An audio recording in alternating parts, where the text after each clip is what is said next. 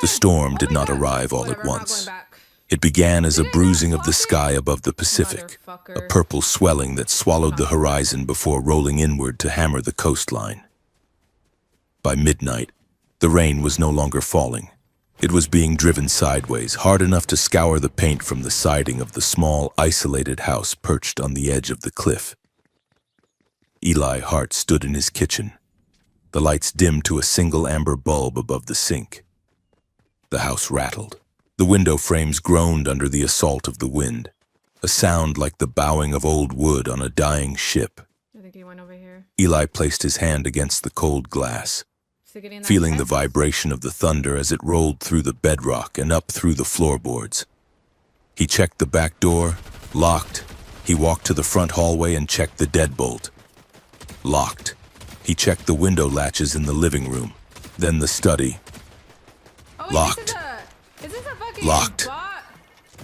He hated himself for it. What the fuck? It was a ritual of fear, What the fuck? a hamster wheel of anxiety that he had been running on for 7 years.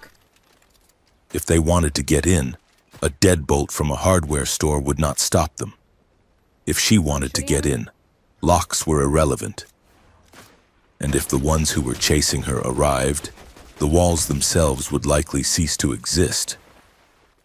Eli returned to the kitchen and pulled a small, battered device from the drawer where he kept the silverware. It was a digital audio recorder, an antique by modern standards, heavy and black with scuffed edges. He set it on the counter, next to a half-empty bottle of cheap whiskey. He did not drink the whiskey.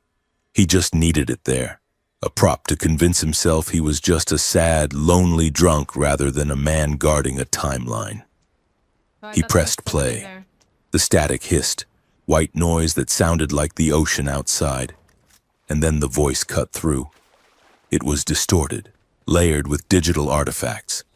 But the cadence was unmistakable. Okay, I should probably... 0 hour minus 7 years.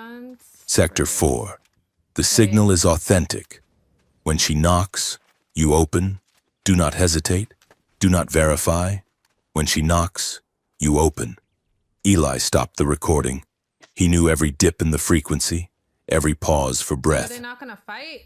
The timestamp on the file dated back to a time when Eli Hart was not a recluse living in a crumbling house in Oregon.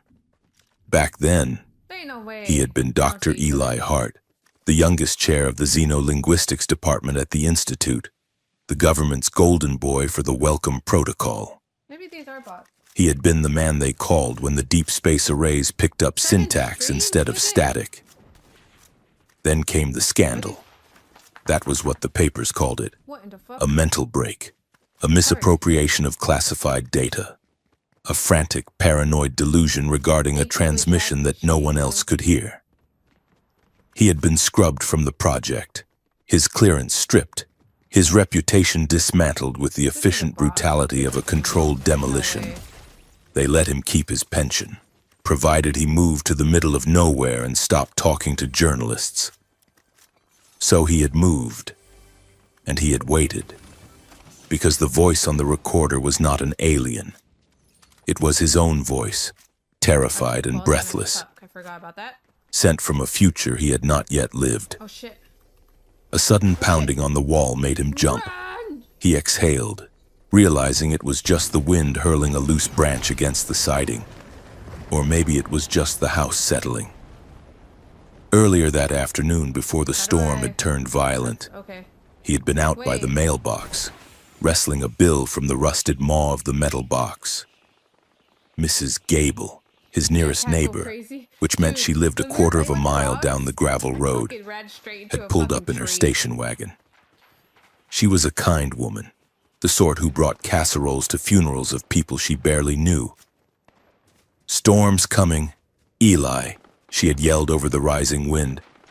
"You batten down?" "Always," Eli had replied. Mrs. Gable had smiled, a crinkling of eyes that spoke of pity.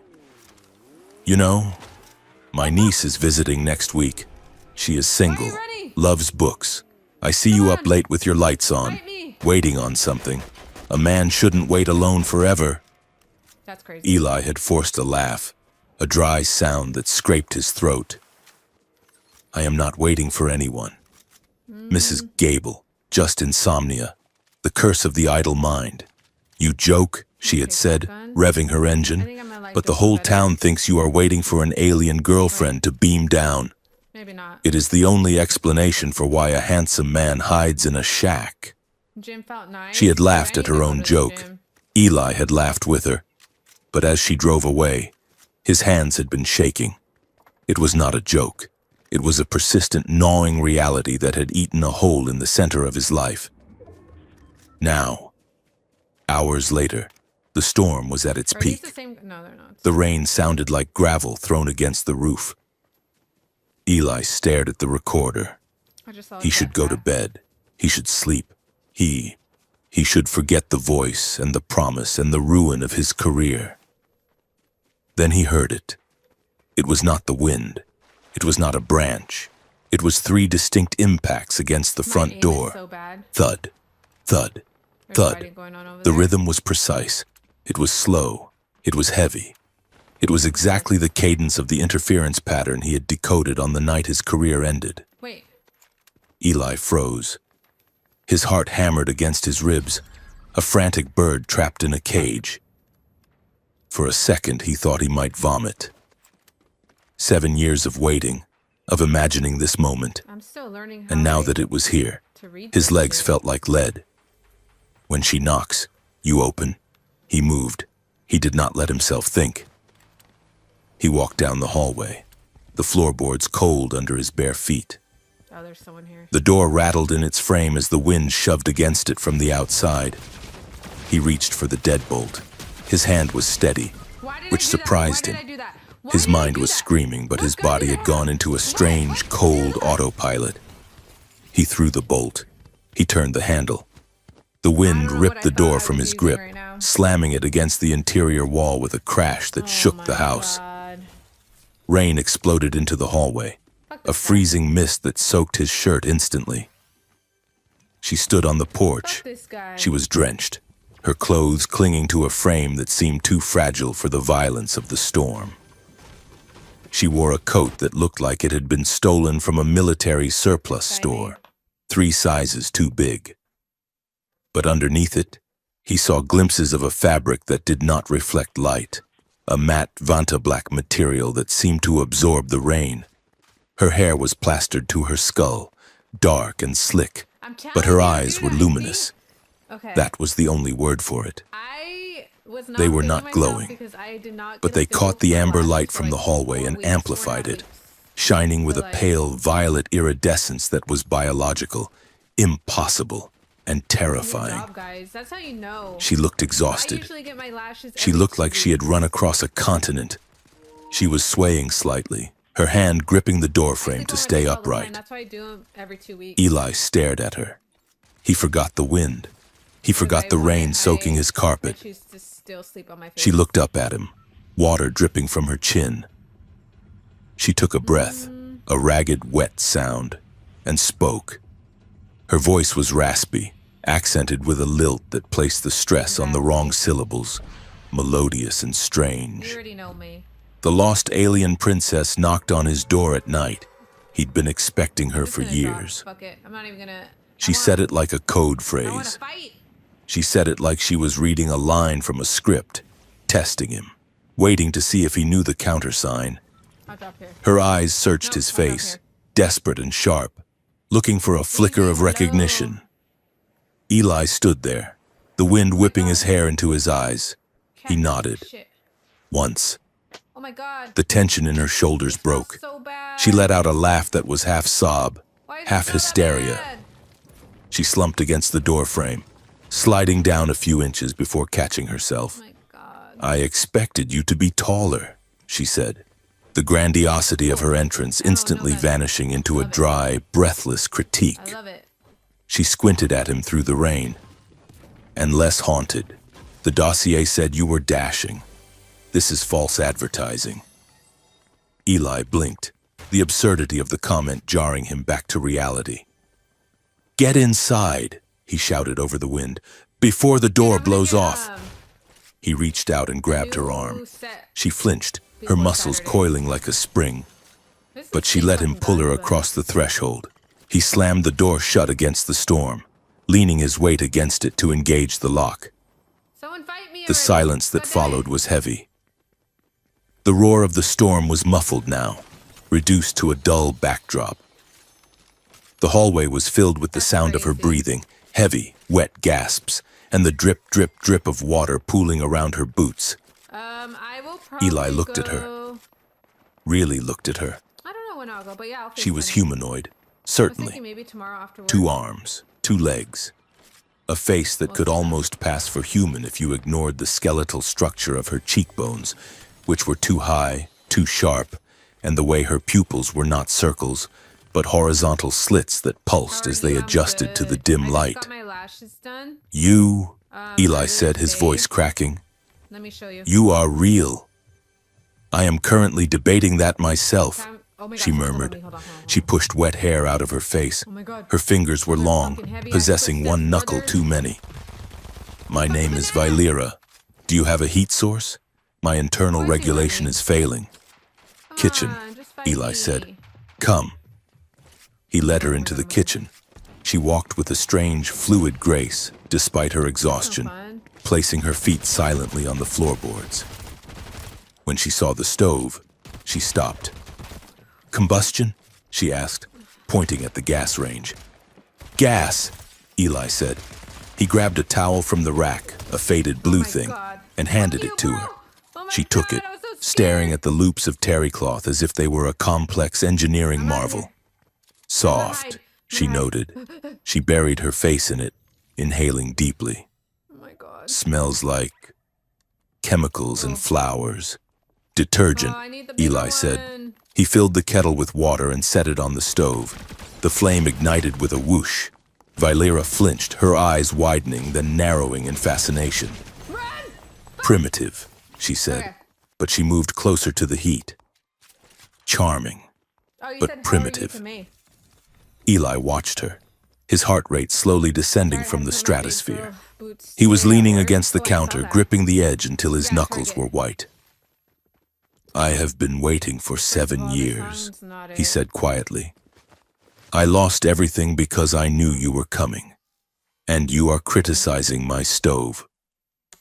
Vylera lowered the towel, her violet eyes locked onto his.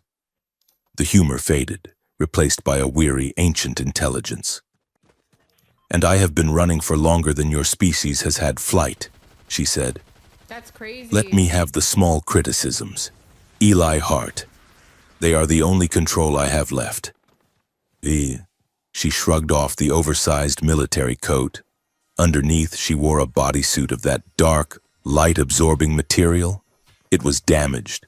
There were scorch marks on the side, and a tear near the shoulder revealed skin that was pale, almost translucent, with veins that ran with a dark, silver-blue fluid. But it was her collarbone that caught his eye. A faint shimmer crawled across her skin, starting at her throat and rippling down toward her shoulder.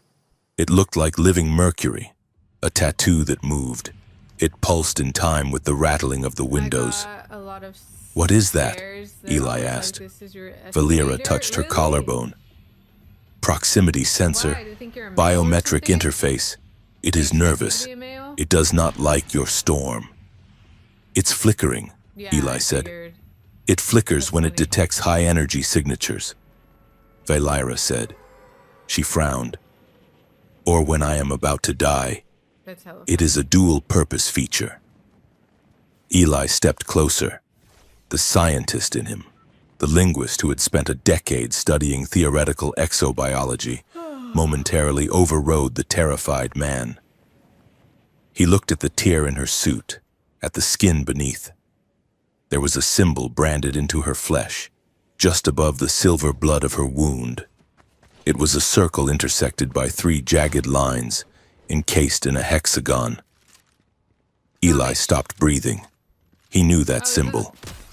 He had seen it on a classified diagram in a secure reading room at the Institute, buried in a file labeled Theoretical God, Threat I'm so Assessment, scared. Apex Predators.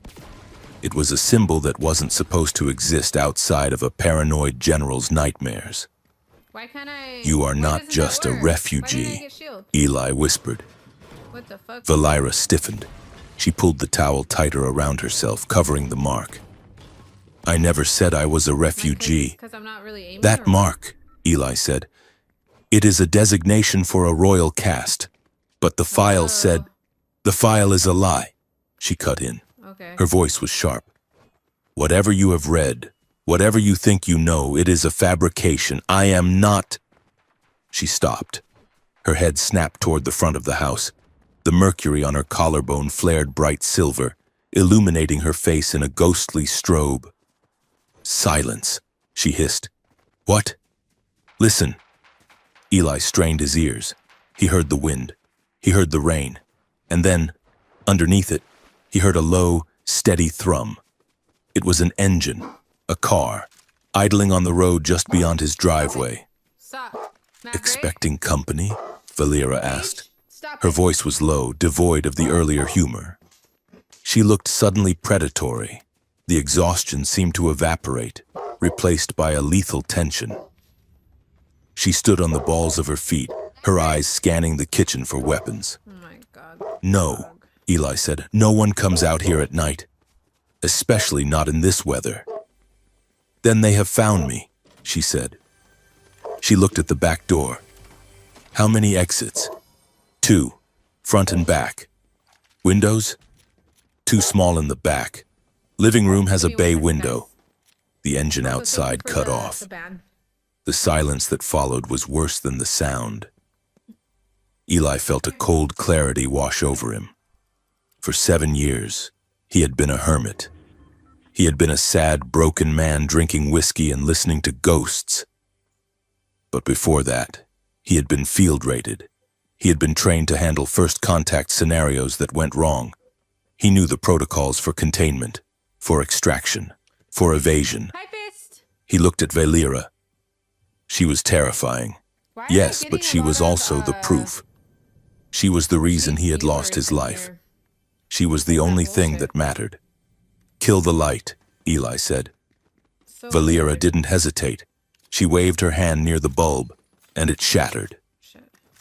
The kitchen plunged into darkness, lit only by the faint gray light from the storm outside. They will breach, God. Valera Oh, whispered. What's wrong with me? She was right beside him now, her voice a vibration against his ear. Guns. If they are human, we have 30 seconds. I didn't even If know they he are was my there. kind, we have 5. They're human, Eli said. Bots are bad I too. heard the Literally, no, engine not even today. combustion. Was it yesterday or Your something? kind doesn't Yesterday drive was the same station fucking thing, wagons. too. Do not be so sure, she murmured. A crash from the front room. The front door had been kicked in. Only 9%. Eli Yeah, moved. so He grabbed weird, out of Valera's nowhere. hand. Her skin was cool, smooth like polished stone, and pulled her toward the hallway, Damn, Everett's been away burning. from the kitchen and toward the narrow passage that led to the basement and the back exit. Who the hell is this? Heavy footsteps on the hardwood. Chris G, what Wet the fuck are you boots. doing here? No voices. That was bad. Yeah, I'm Professionals playing didn't fucking talk. Fortnite. Clear left, a voice whispered, a harsh Get out, mechanical Fortnite. whisper. Tactical comms. Eli pressed Valera against the wall in the narrowest part of the Listen to hallway. me. He could feel her heart beating Yeah, against his no, arm. do your emo. Fast. Faster than a human heart. A rapid-fire flutter. Shit. Who are they? Eli breathed. Erasers, Wait, she said. do it again. They tidy up loose Do it ends. again. A beam of light cut through the hallway darkness. A tactical flashlight mounted on a rifle. It swept over their heads, illuminating the Fortnite. peeling wallpaper. Valera pulled him I closer. hated it, but now I love She it. moved with a speed that made his head spin, spinning him around so his back was to the wall and she was pressed against him, shielding him with her body. Her face was inches from his. In the dark. Her eyes were burning with that violet light. She placed a hand over his mouth. Do not breathe, she whispered. The closeness was electric. It wasn't romantic, it was survival. It was the intimacy of 2 people in a foxhole. But there was something else there, too. A boundary being tested. She smelled of ozone and rain and something metallic, like the taste of a battery. He could feel the heat radiating from her. The sheer alien power of her But biology. you mean online, The but in footsteps person, moved you trying closer. to be nice. Kitchen clear, the voice said. Check the No, I was booing bedroom. you the whole time. What are you talking about? The beam of light swung away. Now, Valera whispered. She didn't run, she flowed. She grabbed his wrist and towed him toward the back door. She moved like liquid, silent and deadly.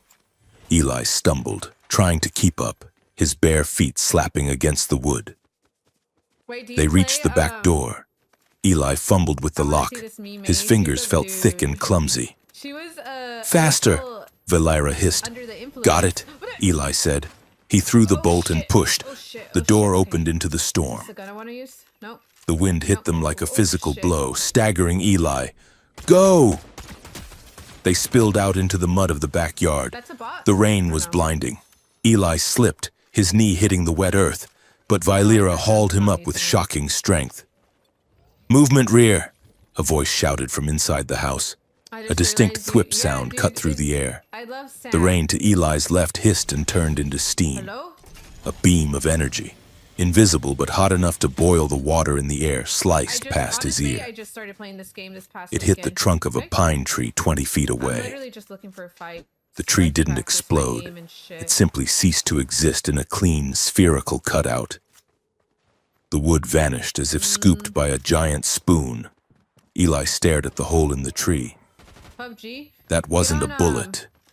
Light Download bender, Fortnite. You're not Valera down. shouted over the There's so wind. many there's so much Sonic fucking- compression.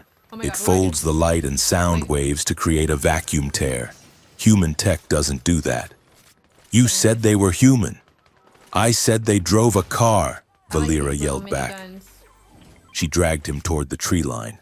Hybrids, mercenaries using imported tech. Run, Eli.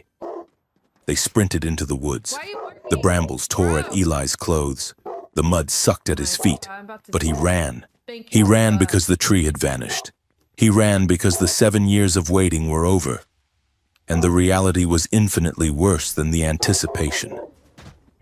They reached the old shed at the edge of his property, half buried in the hillside. It was invisible from the house, hidden by a thicket of rhododendrons. Eli slammed his shoulder against the rotting wood of the door, forcing it open. Please. They tumbled inside, into the smell of dried You're dust not and down yet. gasoline. Valera kicked the door shut and leaned against it, her chest heaving. The shimmer on her collarbone was going haywire, flashing rapid staccato pulses. Already You played are Breach, I slow, can only play one she time. wheezed. This is not For a toxic. species that evolved to hunt on I mean, I plains, guess it can get you are toxic. remarkably slow. I am a linguist, Eli gasped, to that part doubling yet. over, hands on his I'm only- knees. Oh shit. I'm I only sit playing- in chairs. I read dead languages. You need to run more, she Oh, said. shit. Oh, shit. She slid down the door until she was sitting on the dirt floor. Dude, my aim is so bad. She looked how at her did I win that? hands. They were I trembling. should not have won that. You This said is you were fucking- lost, Maybe I don't want this Eli one. said, turning to look at her in the gloom. The message, the title you gave me, The Lost Alien Princess. Valera let out a bitter laugh. A story, a narrative construction. It's lost implies an accident. Lost Dude, implies that people I are feel like looking that's, like, for my me favorite because gun they right miss now, me. honestly. She looked up, I can fuck and the some people violet with light that in gun. her eyes was dim, flickering like a dying bulb. I was not lost, Eli. I was There's a lot erased. of chaos happening My outside identity house was right now, stripped. so My dog's like, biometrics were deleted from the "Lost Grand plans," but Registry. she's still not caring. As far as my I know you home wanna world is play concerned, Fortnite. Valera never existed. A political machine needed me gone. So they edited reality until I wasn't in it I love any anymore. double- Honestly, same. Eli stared at her. The gravity of it settled on him. She Look at wasn't her. a castaway. She was a ghost. He turned away from her and walked to the corner Wait, of the when are you shed. getting on? He knelt and pried up a loose floorboard. Underneath was a waterproof hard case. He pulled it out and set it on a workbench. He popped the latches.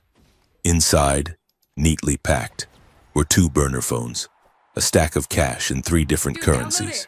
a first aid kit with trauma supplies, Play. and a flash drive containing the decryption keys for the Institute's back door. SMGs are my current love. Valera Same, watched him. same. She tilted her head, her eyes narrowing. I honestly don't. You care have an for emergency kit, she said. shotguns. I told you, Eli said. He opened the kit and pulled out a flashlight, checking the batteries.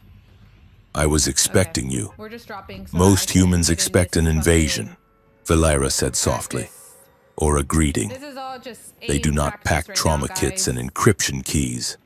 She stood up, wincing as she put And weight on her switching to left my leg. notes because She I limped don't over know to the why, workbench. but I can't do it Above it, in about pinned to the rough wood of the shed walls, were scraps of paper. Hundreds of them. Notes written in Eli's cramped handwriting. Oh, Timestamps, frequency modulations, sketches of the interference patterns, and in the center, a crude drawing of the symbol branded on her skin, the circle and the jagged lines. Valera reached out and touched the paper. Her finger traced the ink. You knew the crest, she whispered. You knew the timing. You knew the knock. She turned to look at him. The sarcasm was gone. The imperious royal distance was gone. She looked at him with a dawning, terrifying realization. You weren't waiting for an alien, were you? She said. Eli clicked the flashlight on. The beam cut through the dust, illuminating her face, the rain-slicked hair, the eyes that held the weight of a collapsing empire. No, Eli said. I wasn't waiting for an alien. I was waiting for you, specifically. Outside, the storm raged on, drowning out the sound of the men with the silent weapons moving through the woods. But inside, the silence was absolute. The bunker smelled of wet concrete, ozone, and 50 years of neglect. It was buried deep within a limestone cliff face, 3 miles north of Eli's house, accessible only by a hidden service road that had been swallowed by blackberry brambles decades ago. Eli had driven the Jeep in silence, the headlights cutting through the storm, while Valera sat in the passenger seat, gripping the dashboard with white-knuckled intensity. When they finally dragged the heavy, rusted iron door shut and engaged the manual locking wheel, the silence that fell was oppressive. The storm was reduced to a dull vibration in the walls. Eli hit the breaker switch. A string of industrial caged bulbs flickered to life overhead, casting long skeletal shadows across the room. The space was vast and cylindrical, lined with empty metal racks and dusty consoles that looked like props from a bad Cold War movie. Valera stood in the center of the room, water dripping from her coat onto the concrete floor. She turned in a slow circle, her violet eyes critical. Charming, she said, her voice echoing in the emptiness. It is a stone coffin with delusions of heroism. It is a decommissioned first contact contingency site, Eli said, dropping the emergency kit on a metal table. He sounded defensive, and he hated it. Built in the 70s, secure communications, independent power grid, lead-lined walls to block scanning. And no heat, Valera noted, wrapping her arms around herself. She walked toward one of the consoles, running a finger through the thick layer of dust. Her hand was shaking. She tried to hide it by making a show of inspecting a rusted pressure gauge. But Eli saw the tremor. It was the adrenaline crash. I will get the generator running full cycle, Eli said. It will warm up. He busied himself with the machinery, needing something to do with his hands. He felt unmoored. For 7 years, his life had been a singular point of focus. The wait. Now the wait was over, and the reality was a messy, dangerous sprawl of wet clothes and alien assassins. While the generator coughed into a steady hum, Eli moved to the communications array in the corner. It was old tech, analog and clunky, but it was hardwired into the Trans-Pacific cable network. If anyone could help them, it was Marcus. Marcus was the only one at the Institute who had believed Eli wasn't crazy, even as he signed the discharge papers. Eli picked up the receiver and dialed the number from memory. He kept his back to Valera. He didn't want her to see his desperation. The line clicked, a dial tone. Then, the ringing began. One I'm ring. down to search Two. it on Spotify. Hello? It wasn't Marcus. The voice was smooth, synthetic, Wait, is that and terrifyingly wait, is that like a- calm. wait, I'm confused. Like It game? sounded like a navigation I'm so system confused. that had learned to threaten people. Eli froze. I am looking for Marcus Vance. Marcus is unavailable, the voice said. He is currently being debriefed regarding his unauthorized correspondence with a person of interest.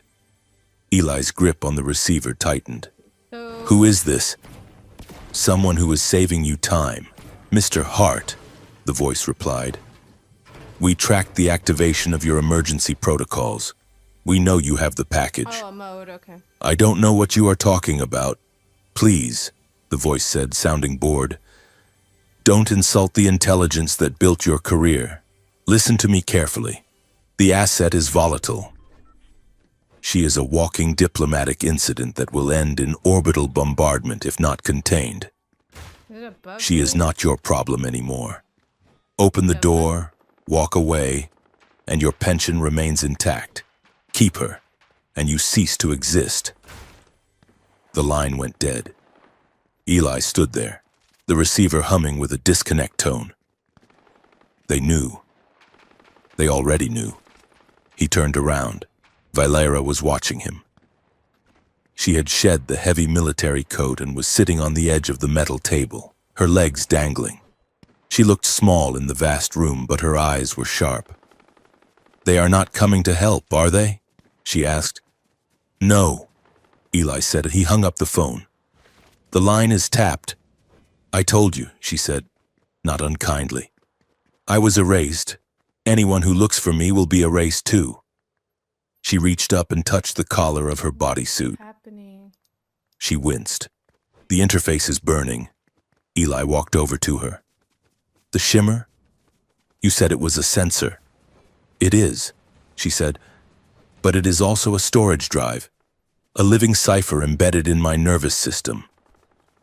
She tapped the skin just above her collarbone, where the mercury-like substance was pulsing with a slow, rhythmic beat. It contains the flight logs of the ship that brought me here. It contains the biometric signatures of the generals who signed the order to have my ship shot down. And it contains the names of the humans who took the bribe to let it happen. Eli stared at the pulsing light. You are carrying evidence of a coup. I am carrying the death warrant of a government, she corrected. That is why they cannot just kill me. They need to extract the data first to see how much I know. Then they will kill me. She looked at Eli, her expression unreadable. Find your account? The cipher is encrypted, biometrically locked.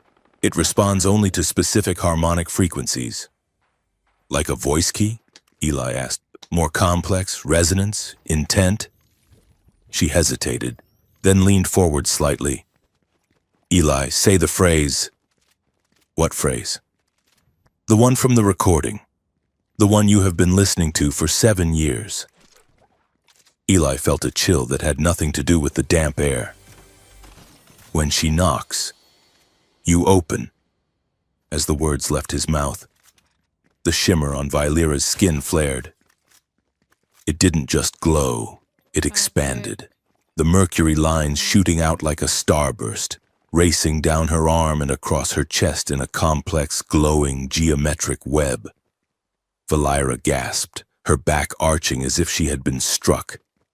A holographic projection snapped into existence in the air above her shoulder. A jagged stream of data, alien script scrolling faster than the eye could follow. Oh, fuck. Oh, no, It I unlocked, bro. Eli whispered, stepping back. Oh, shit. How? Oh, fuck! That is my voice. I am human. I have nothing to do with your biology. Do you not? Valera whispered. What the fuck? The data stream faded as the Okay, adrenaline left whatever. her, the light receding back to her collarbone. She looked pale, shaken. My tech responds to your vocal patterns. It unlocks fragments only when you speak. Irreversibles? Someone I programmed mean, this. is my first time Eli, playing it, to be honest. years ago. Like, actually playing it. Someone It's made not a you the bad game, key. in my opinion. Eli felt the room spin. He grabbed the edge of the table. That's impossible. I have never met your kind before tonight. Then we are both pieces in a game we do not understand, she said. She looked at him with a mix of fear and wonder. You were not just waiting. You were prepared. Biologically prepared. Stop barking. Leave him alone. The weight of the revelation hung between them, heavy and suffocating. Dude. Eli rubbed his face, trying to scrub away the exhaustion. He needed to think. He needed caffeine. I need coffee, he announced abruptly. There are rations here. 40-year-old freeze-dried coffee. It is terrible. I am going to make some. Valira blinked, thrown off by the sudden shift. Coffee. The bean water? The bean water, Eli confirmed. 10 minutes later, they sat on the floor near the generator, huddled for warmth. Eli held a tin mug. Valira held hers with 2 hands, sniffing the steam suspiciously. It smells like burnt earth, she observed. It tastes like it too, Eli said. He took a sip and grimaced. Drink. You need the stimulant. Valira took a tentative sip. Her face contorted in a spasm of genuine disgust. She coughed, sticking out her tongue, which Eli noted was a darker shade of pink than a human's. Burnt optimism, she declared, wheezing. That is what this tastes like. It tastes like the feeling of trying too hard and failing. Welcome to Earth, Eli said. That is our primary export. She laughed, a short, sharp sound, and then took another sip. I will drink it, she said. Because you are drinking it. And if I am to survive on this rock, I must build immunity to your poisons. Eli watched her drink the sludge. There was something disarming about her in that moment. She wasn't a princess or a refugee or a cipher. She was just a tired traveler complaining about the coffee. Maybe I was tripping. Your shoulder, Eli said softly, gesturing to the tear in her suit. Look at this. It's bleeding I'm again. gonna wait. Valira looked down. The silver-blue fluid was seeping into the black fabric. It is a graze from the escape. I have a med kit, Eli said. Let me clean it. She hesitated, her instincts clearly warring with her pain. Do not use alcohol. It burns. Saline, Eli promised. He retrieved the kit and knelt beside her. Bad. She turned slightly, pulling the fabric of the bodysuit down to expose her shoulder. Her skin was cool to the touch, smooth as marble, but the muscle underneath was dense and hard. Eli uncapped the saline and poured it over a sterile pad. He moved slowly, broadcasting his intent. When he touched the cloth to the wound, she hissed, her hand shooting out to grip his wrist. Her grip was iron. He couldn't have moved his arm if he tried. Okay. Sorry, he Look at murmured. this big old thing. She didn't let go. Oh shit! She held his wrist, her violet eyes locking onto his face. She was studying him, not with the haughty dismissal of their first meeting, but with a Where'd hungry, he go? intense curiosity. Stay away. She looked at the lines around his eyes, the gray at his temples, the pulse jumping in his throat. Why did you wait? She asked softly. 7 years, Eli. You could have lived a life. You could have had this. She gestured vaguely at the world. Why stay in a house on a cliff for a voice you weren't sure was real? Eli paused, the bloody gauze hovering over her skin. Because the voice sounded like me, he said. And in the recording, I sounded terrified. I wanted to be the man who could help that version of myself. I wanted to be ready. And are you? She asked. Ready? I don't know, Eli admitted. I am just making it up as I go. Valira's gaze dropped to his lips, then back to his eyes. The air between them grew thin. Her thumb traced the tendon in his wrist, a touch that was agonizingly gentle for someone who could crush bone. I'm out of here. Do not treat me like a priceless object. Eli, she whispered. Her voice was fierce, a sudden steel warning. I have spent my life in a palace where I was polished and displayed and guarded. I was a symbol. I was the heir, I was never a person. She squeezed his wrist, hard enough to I don't bruise. know. What should we eat? If we do this, if we run, if we fight, you must promise me something. Anything, Eli said. Do not save me, she Not said. going the right way. Not unless you ask me first. Do not I make am decisions for me because you think I am fragile. I am not a damsel in your fable. If you try to wrap me in cotton and hide me in a bunker, I will leave you behind. Eli looked at her. He saw the fear behind the defiance. Fuck my life. She was terrified of being controlled again, even by kindness, especially by kindness. I promise, Eli said, and I guess I won't should save take you. my I will jetpack. just help you save yourself. Valera held his gaze for a second longer, searching for the lie, finding none. She released his wrist. Good, she said. Now finish cleaning the wound. The burnt optimism is getting cold. They rested for an hour. It was the most sleep either of them had managed in 2 days. But the peace was shattered at 3 in the morning. The bunker's external sensors didn't trigger an alarm. There was no siren. There was just a dull thump against the iron door, followed by the screech of metal being heated to melting point. Shit. Eli bolted awake. Valera was already standing, her knife, a wicked curved blade she had produced from her boot, in her hand. They found us, Eli said, scrambling for his bag. I'm practicing. Not the okay? erasers, Valera said, staring at the door. The center of the iron was glowing cherry See, I red. don't know. I deleted This is a Overwatch plasma Fortnite? cutter. Controlled heat. Dude. Precise. The door You're real groaned like and Destiny. buckled inward. Eli grabbed Valera's What are you arm, on? then remembered his promise and let go. The ventilation shaft, he hissed. Back of the room.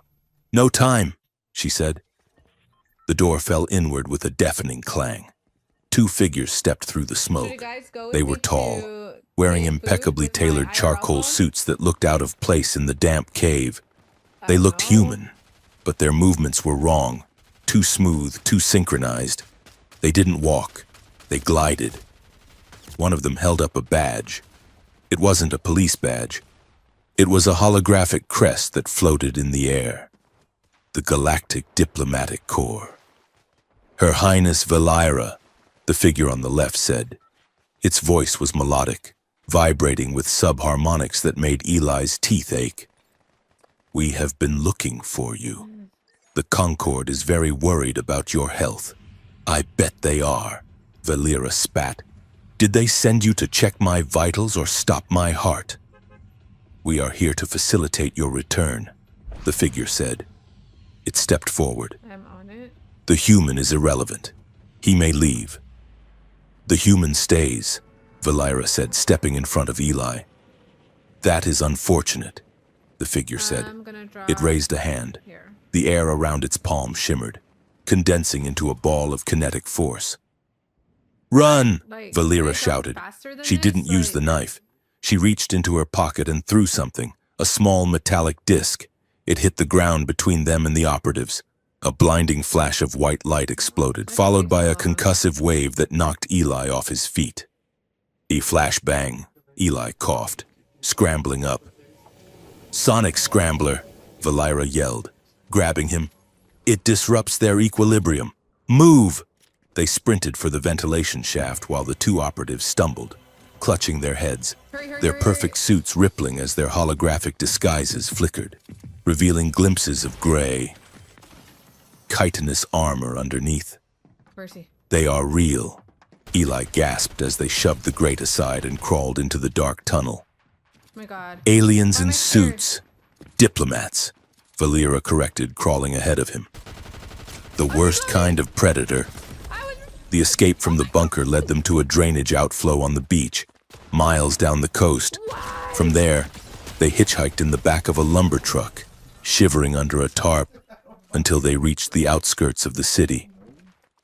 Seattle was not the Seattle Eli remembered. My mic picks your guys' whole... In the black market districts, it had become a sprawling, neon-drenched labyrinth where the off-world influence was an open secret. By nightfall, Don't say they were anything, walking Bryce. through the iron market. It was raining again, a cold drizzle that sizzled against the neon signs advertising quantum repair and exo cuisine. The air smelled of frying spices and ozone. Eli had pulled his hood up. Valera was wearing a stolen, oversized hoodie and a pair of sunglasses she had swiped from a gas station. "Act natural," Eli whispered. "I am acting natural," Valera muttered. "You are the one walking like you have a stiff spine." "I am nervous," Eli hissed. "We need false papers if we are going to get off planet, and this place is crawling with informants." They approached a stall draped in translucent plastic sheets. Inside, a multi-armed mechanic was welding a piece of scrap metal. "We need transport," Eli said to the mechanic, trying to sound authoritative. "No questions asked. We have credits." The mechanic didn't look up. 3,000 credits for a shuttle seat. Identification required. "We don't have ID," Eli said. "That is why we are paying cash." "No ID, no flight," the mechanic grunted. "Port authority rules," Eli leaned in. "Look, my niece. She is in trouble with her guild. We just need a lift to the lunar relay." Valera groaned audibly behind him.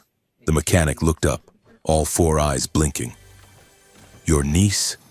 She looks like she could break you in half." "It runs in the family," Eli said, sweating. "This is painful." Valera interrupted. She stepped forward, pushing Eli aside. She leaned over the counter, lowering her sunglasses. She said something in a guttural, clicking language that Eli had never heard. The mechanic froze. His eyes widened. He replied in the same language, sounding deferential. Valera nodded and pointed at a bracelet on the counter, a shimmer field generator, used for personal cloaking. "And throw that in," she said in English. The mechanic handed it over without a word. He pointed to a shadowy door at the back of the alley. "Go to the courier. Ask for Bax. Tell him the Skybreaker sent you." They walked away. Valera slipped the bracelet onto her wrist. "What did you say to him?" Eli asked, amazed. "I told him his welding technique was amateur and that his ancestors would weep at his soldering," Valera said, smirking. "And that I was a high-caste inspector from the trade guild." He was terrified. "You lied," Eli said. "I improvised," she corrected. "You lie like a child." "Eli, my niece, really? You possess zero narrative imagination?" "I was trying to protect you. Next time, protect me with better fiction." They found Bax in a basement office that smelled of stale smoke. He was a human, heavy-set, with a cybernetic eye that whirred as it focused on them. "Skybreaker sent you?" Bax asked, leaning back in his chair. "That implies you are expensive trouble." "We need a cargo shuttle," Eli said. "Off-world, tonight. Destination? Neutral territory. The drift stations." Bax tapped his metal fingers on the desk. 10,000 credits, and I don't want your cash." "Then what do you want?" "Information," Bax said. His cybernetic eye zoomed in on Eli. "You're Eli Hart, the linguistic ghost. I know who you are, and I know what you have." Eli went cold. "I don't have anything." "You have the file," Bax said. "The original raw data from the Welcome Protocol. The unedited prediction. The collector's market would kill for that. It is the only proof that humanity knew they were coming." Eli hesitated. The file was on the drive in his pocket. It was the only copy. It was his life's work. It was the proof of his sanity. "No," Eli said. "That stays with me." "Then you stay on Earth," Bax said, crossing his arms. "And the suits in the charcoal cars outside will find you in an hour." Eli stood there, paralyzed. Giving up the file felt like erasing himself. Valera stepped close to him. She didn't look at Bax. She looked at Eli. She reached out and touched his face, her hand cool against his heated skin. "Eli, she said softly. Her voice dropped to a dangerous, intimate register. It is just data. It is the past. Do not cling to the history of the knock when the guest is standing in front of you. She leaned in closer. Her lips were inches from his ear. If you keep secrets now, she whispered, you will lose me later. Are you the man who opens the door, or the man who hoards the recording? Her breath hitched. It was a challenge, but it was also a plea. The distance between them collapsed. Eli looked at her mouth, then her eyes. The electric tension from the hallway returned, amplified 1,000 times. He wanted to kiss her. He wanted to burn the file and the house in the past and just exist in this terrifying present with her. He leaned in. Her eyelids fluttered shut. Weep, weep, weep. A red alarm light began to flash on Bax's desk. Proximity alert! Bax shouted, pulling a shotgun from under the desk. Why is it based? They're breaching the perimeter. Deal's off. The deal is on, Valera shouted. She grabbed the flash drive from Eli's pocket and slammed it onto the desk. Take it! Get us to the shuttle! Bax snatched the drive. Loading Dock 3, go! They ran. They ran through the labyrinth of the market, dodging crates and startled shoppers. Behind them, the sound of plasma fire erupted. They burst onto the loading dock just as a rusty cargo lifter was firing its thrusters. The ramp was rising. Jump! Eli yelled. They leaped. Eli landed hard on the metal grating. Valera landed cat-like beside him. The ramp sealed shut with a hydraulic hiss. The shuttle lurched, forcing them to grab the cargo netting. The G-force hit them as the engines roared, pushing them up, away from the rain, away from the neon, away from Earth. Eli dragged himself to a small porthole. The city below was shrinking, turning into a grid of golden light, then a smear, then nothing as they punched through the cloud layer. He looked at Valera. She was staring out the window, her hand pressed against the glass. She didn't look relieved. She looked devastated. I never saw the ocean, she whispered. I was there for 2 days, and I never really saw it. Just the rain. You will see it again, Eli said. I promise. Valera shook her head slowly. Promises are dangerous. Eli. The shuttle leveled off, entering low orbit. The weightlessness took hold for a moment before the artificial gravity kicked in. Eli's pocket buzzed. He frowned. His burner phone. It shouldn't be working. They were in orbit. He pulled it out. A message notification. Sender. Unknown. Timestamp. Pleasant 15 years. Yeah, bitch. Eli stared at the screen. The timestamp was impossible. It was dated 15 years in the future. He opened the message. It was a video file. He played it.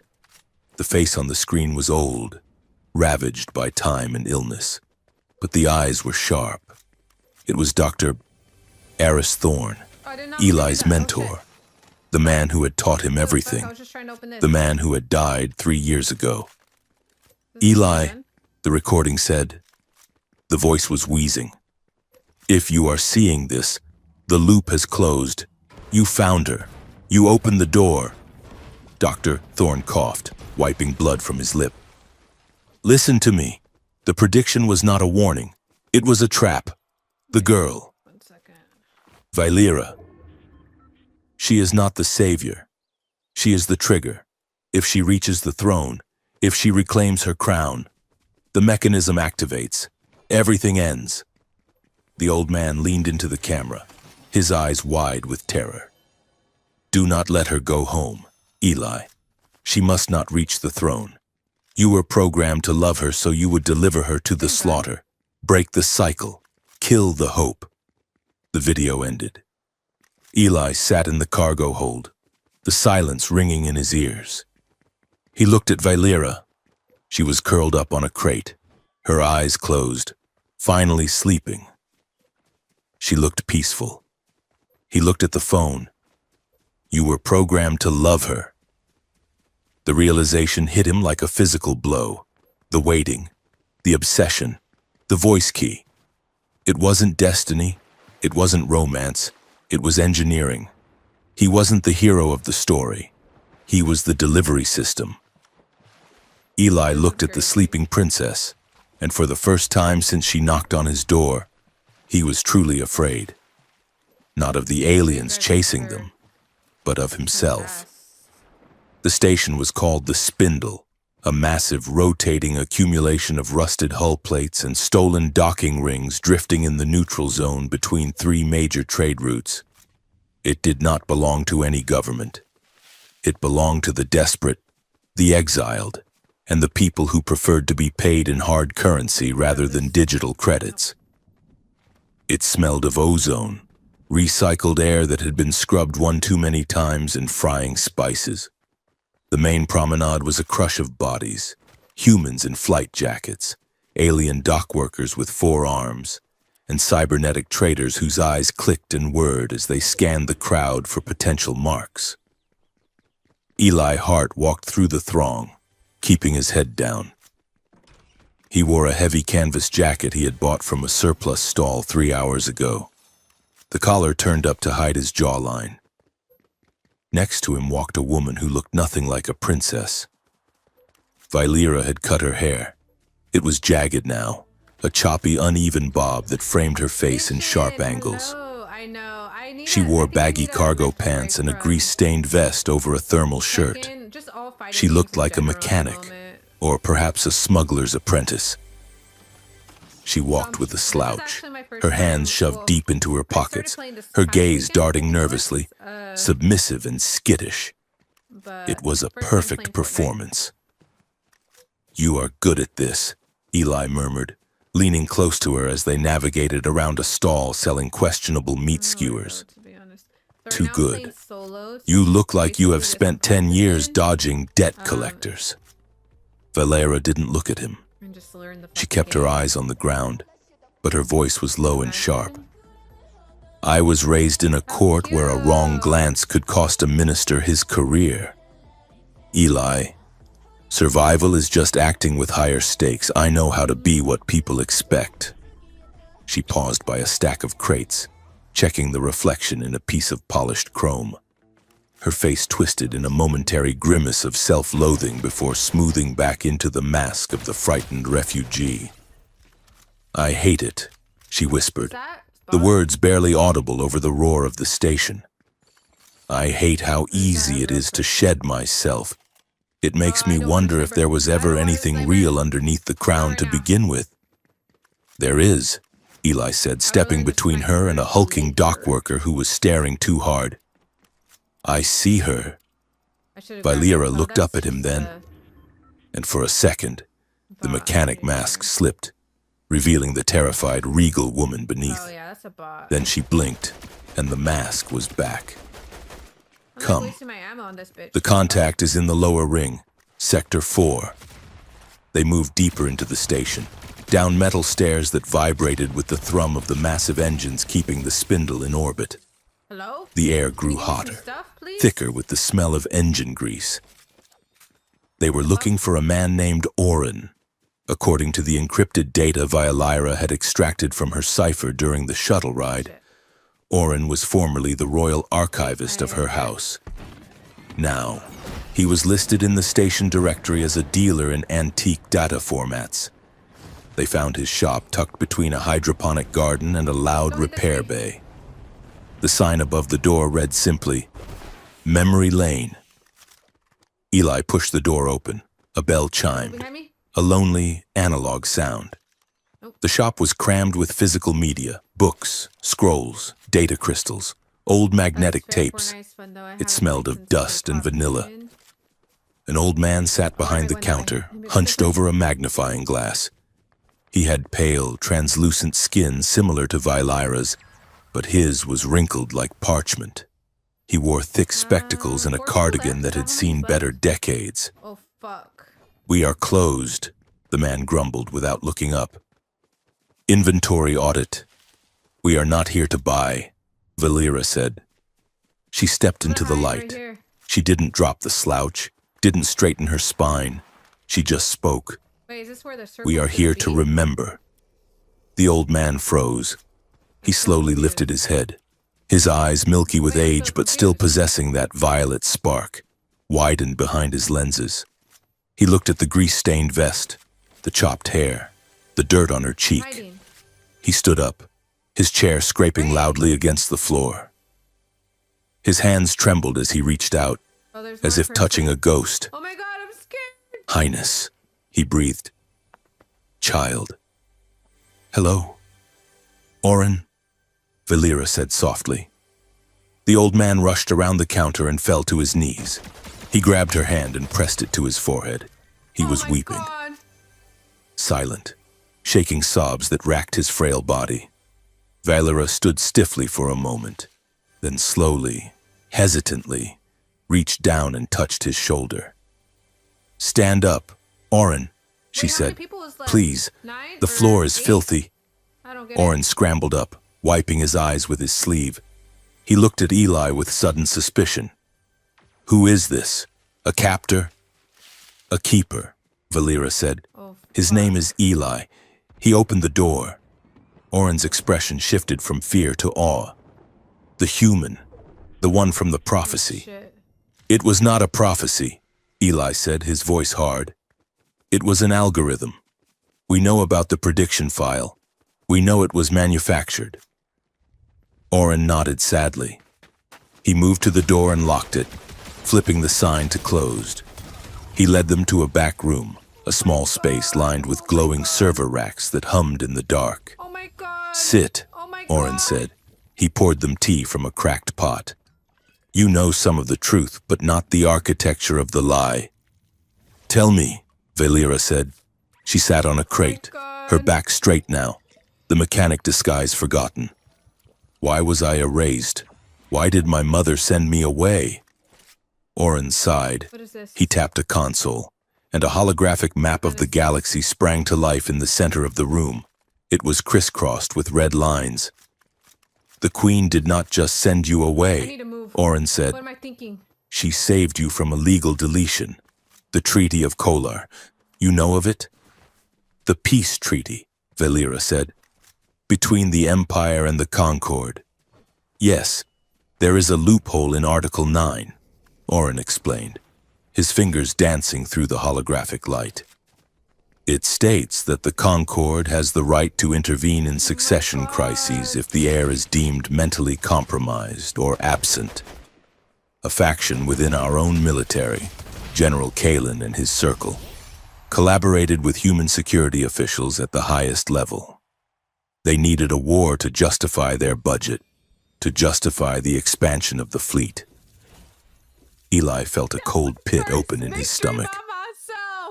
Human security official. Which agency? The Institute, Oren said. Department of Xenolinguistics. Eli stopped breathing. My department. That's fucking crazy. Oren looked at him with pity. They needed a narrative, Oh my god. a tragic story to sell to the public. The lost princess. Chocolate, thank you so It much for creates the sympathy. follow. It creates Oh my anger. God. It justifies invasion. To do that, That's crazy. they needed you to be gone, Highness. I'm But they still also learning, needed guys. proof that you were My unfit to aim rule. fucking sucks ass. Oren tapped a key. A video file began to play in the Fucking air. ass, Michael, I cried It the was first time I Valera. won solo. Or rather, a digital construct that looked exactly I like just her. got my lashes done, so I can't cry. She was sitting in a chair, looking deranged, 24 hours, screaming okay? nonsense, confessing to Look at my crimes lashes against the screaming. state, I feel her alive. syntax fractured and chaotic. I never said those I haven't had a things, pill in 4 Valera months. whispered, horror dawning on her face. No. Oren I said, cannot cry it is a deep right now. fake, a linguistic forgery, constructed using Holy advanced shit. translation algorithms that could mimic your specific dialect, Oh my your god. cadence, your stress Should patterns. I be playing in the It was middle? perfect. Or on the side right here? Eli stared at the footage. What's in this corner? He recognized the syntax structures. He recognized the Thank you, predictive thank you. grammar models. I think I needed them. I was wrote really that, feeling Eli myself said, recently. his voice hollow. The I've been code, going through a lot the of underlying personal linguistic stuff, engine, and that is my I think work. me not having my I built lashes that for the done welcome protocol, to just made me feel facilitate even worse. communication. So They used it to self-remember, guys, facilitate a self-care, coup, self-care. Oren said gently. Your life's work was the pen they used to write her out of history. Also, Eli looked at Vylera. He expected her to scream. He expected her to hit him. He had let spent me his life share waiting my- for her, and his work Give me was 1 the second. reason she was lost. Vylera did not scream. She stood up slowly. She walked to the hologram of her own face, the digital puppet screaming lies. She watched it for a long moment. Her face was absolutely still. Her eyes were dry. Turn it off, she said. Oren killed the feed. Vylera turned to Eli. Her expression was not angry. It was terrifyingly calm. Also, It was the face of a woman who had just actually, oh my realized God, that the universe was not I was gonna chaotic, ask you, but are you going malicious. to Friendsmith? You did not Please know, tell me you're going she to said. Friendsmith. It wasn't a question. No, Eli said, I swear. Please tell me. Then do not apologize, she said. Guilt is a useless emotion. Eli, it Also, burns let me energy fix and this changes because- nothing. We will not mourn the past. We will dismantle the future. She looked at Oren. Oh my God. Okay. Where is the leverage? I My mother would not have sent me don't away know what without I a have to weapon. talk to you about. She left coordinates, Oren said, Like a lot. buried in the royal archives before she was Okay, this removed. is who I'm gonna A drink. location, an ancient relay station on the moon of Ethelgard. It has the power to broadcast on the Omniband. If you speak there, if you show your face and your genetic signature, the truth will override This is every a screen in sci-fi the porno galaxy. For a It minute. cannot be jammed. Then we go to Ethelgard, Vylera said. It is a dead world. Not really. I don't Oren really need warned. to try, but The ruins are no unstable. matter, I need a They password. affect the mind. Aren't you in, like, My Japan mind is or already a something? ruin, Vylera said. Oh my I will God, fit right Vision. in. Getting to the docking bay required Wait, passing through a Sherry, Concord checkpoint. You don't play Fortnite The station anymore? security had been tightened in the last hour. Armored guards were checking May started playing identification it, discs at Fizz every plays bulkhead. It, Widget plays it. Eli and Vylera stood in Big line, Chocolate, who's in my the chat right tension now, plays radiating it. off Eli like heat. Daddy the He had his Savage hand in his plays pocket, it, or is gripping it a Daddy the stolen Savage? stun Big Savage? charge. Oh my God, why did I say that? Relax, Plays Vylera it. whispered. You look like you Why are are you not smuggling a playing with bomb us? in your colon. I am terrified, Eli hissed. That guard has a neuro-whip. Let me handle it, Vylera said. Charles They Sims, reached the front of the eye line. exam. The guard was a massive reptilian Oh, shit, biped, bored and that's awesome. irritated. He held out a scanner. Dude, Identification, he you're gonna grunted. play? Vylera stepped Oh my forward. God. She didn't produce an Yes. ID. Finally, we can Instead, play together. she leaned against the barrier, Oh my dropping God. her hip in a pose she had clearly copied from a bad hollow film. I'm excited. She lowered her grease-smudged sunglasses and looked I'm the guard up and excited. down with a slow, appreciative smile.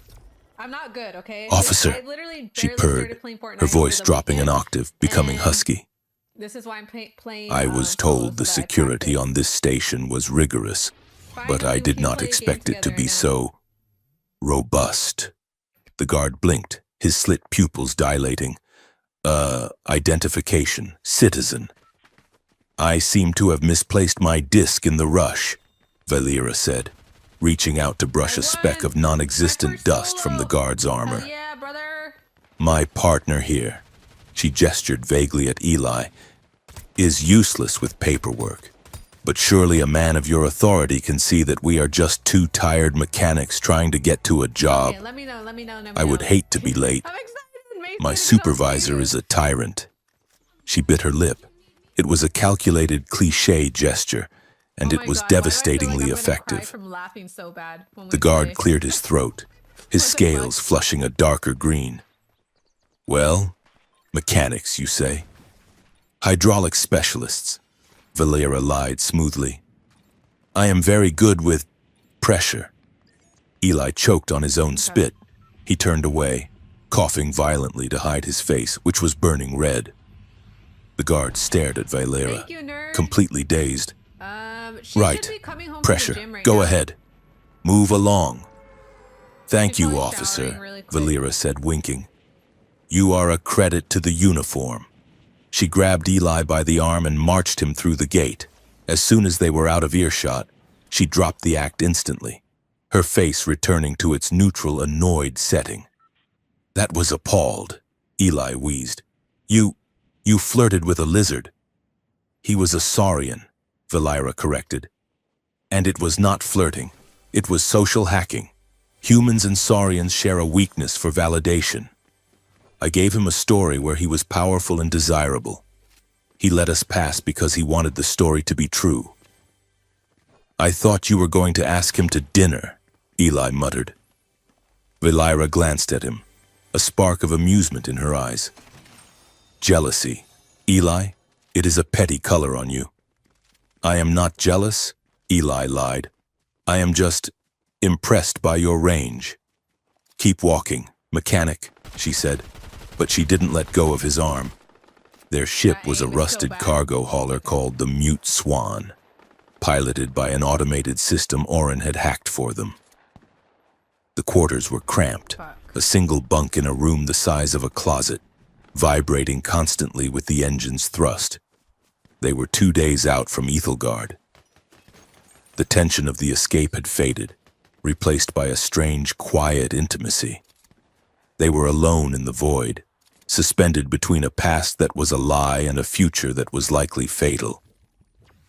Eli sat on the edge of the bunk, watching the stars streak by on the small viewport. Valira was sitting on the floor, cleaning her boots.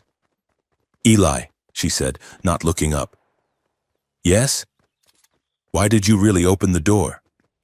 I told you, the recording. No, she said. Wait, She stopped scrubbing. Is this where you She can looked pay up the at him. people to be your You knew teammate? the recording was a trap. You suspected it. You are a smart man, yet you opened it anyway. Why? Eli looked at his hands. Because I was lonely. Because I spent my life translating words for other people, bridging gaps between species. But I went home to an empty house. The recording. It gave me a purpose. It promised that someone, somewhere, needed me specifically. Not my rank. Not my clearance. Me. He looked at her. What about you, Valira? What do you want? I want to clear my name, she recited automatically. I want to expose the coup.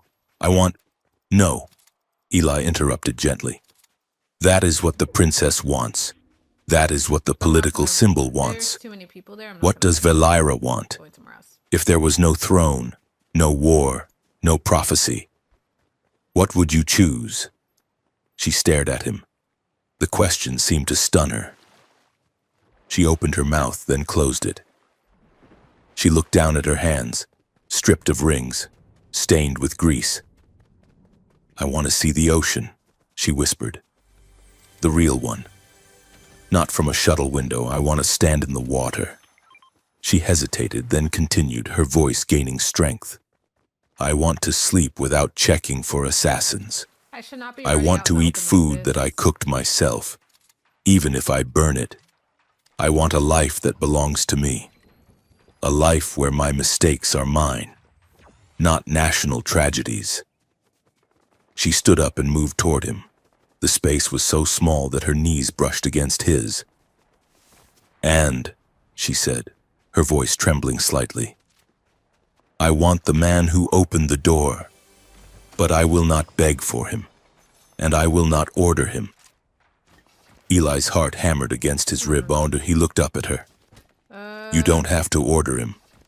Good, she said, because I am tired of giving orders. I just want to ask. Ask, Eli breathed. Kiss me, she said. Not to save the galaxy, not to seal a pact, just kiss me. Eli stood up.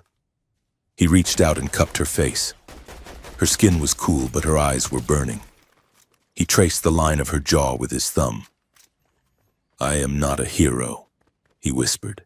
I am just a retired linguist. Or... I do not want a hero, Is there... she said. I can't I tell. want you. He kissed her. It wasn't tentative. It wasn't the chaste, fearful closeness of the hallway in the storm.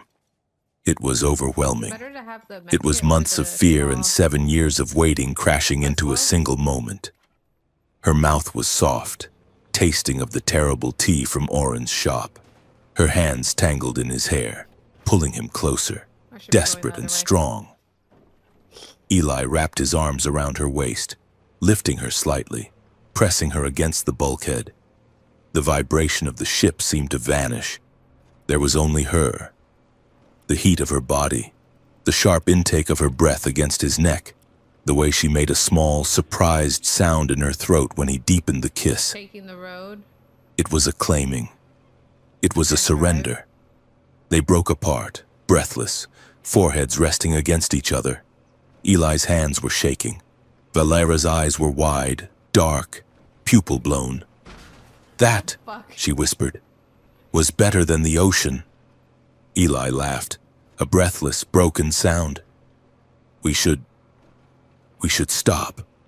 If we continue, we might not make it to the moon. We could just stay here, she said, her voice wistful. Drift forever.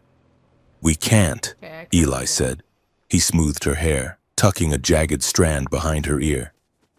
Because they are coming. And I want you to have that life, the one with the ocean. To get that, we have to finish this.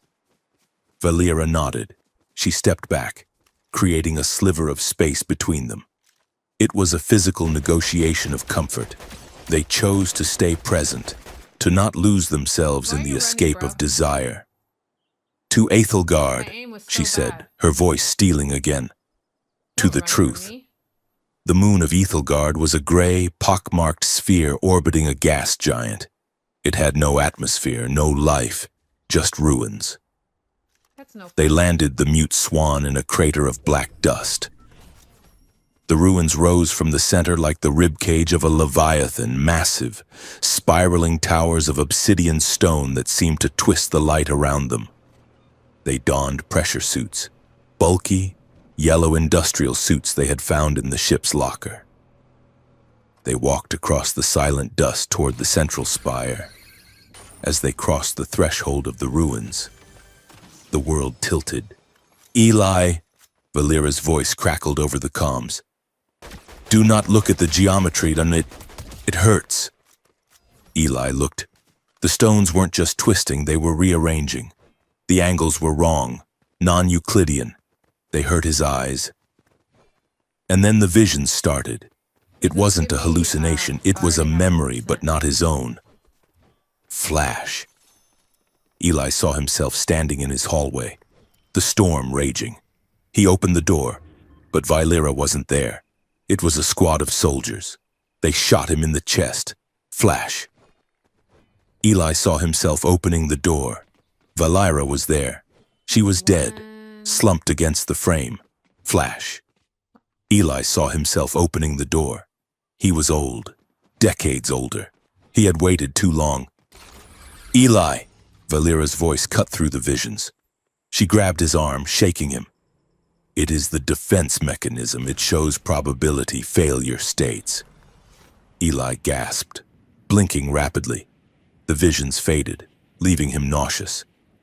I saw us dying 1,000 different ways. The ruin reads neural patterns, Valera said. She was staring at a console in the center of the spire, a slab of crystal that was pulsing with the same violet light as her eyes. It is reading us. It knows who we are. She stepped up to the console. She placed her hand on the Did they crystal. fly away? Interface active, a voice boomed. It wasn't audio, it was projected directly into their skulls.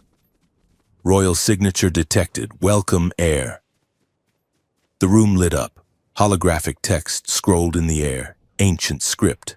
The language of the first kings. The broadcast array is online, Valera said. We can send the message. She reached for the activation key. Wait, Eli said. He was staring at the translation. His linguistic training kicked in, parsing the archaic grammar. Valera, stop. You're welcome. What? Read the subclause, Eli said, pointing to a block of text near the Guys, bottom. what do I get from A&W? The or conditional TFC? statement. Valera looked. She read it. She froze. Oh, she whispered. What does it say? Eli asked, though he suspected the answer. It says, Valera's voice trembled. It says that the throne is not just a seat of power. It is a control unit. She turned to him, her face pale behind the visor of her helmet. The ancient fleet, she said. The old armada. It was not dismantled. It was put into stasis, buried in the dark space between stars. She gestured to the scrolling text. The broadcast, claiming the throne, it sends a wake-up signal. It is a doomsday protocol. The moment a legitimate heir ascends, the fleet activates. It is an automated defense system designed to purge all potential threats to the Empire. Threats? Eli asked. Define threats. Everything, Valera said. Other civilizations, colonies, trade routes, anything that is not us.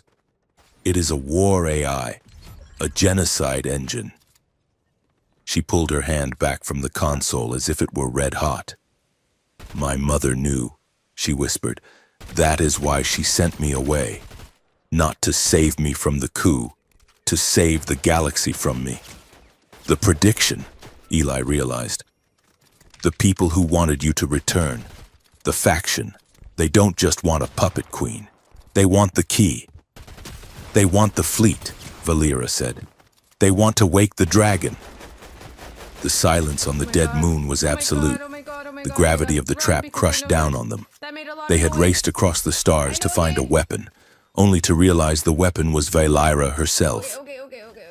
Valera looked at the console, then at Eli. She let out a sound that was half laugh, half sob.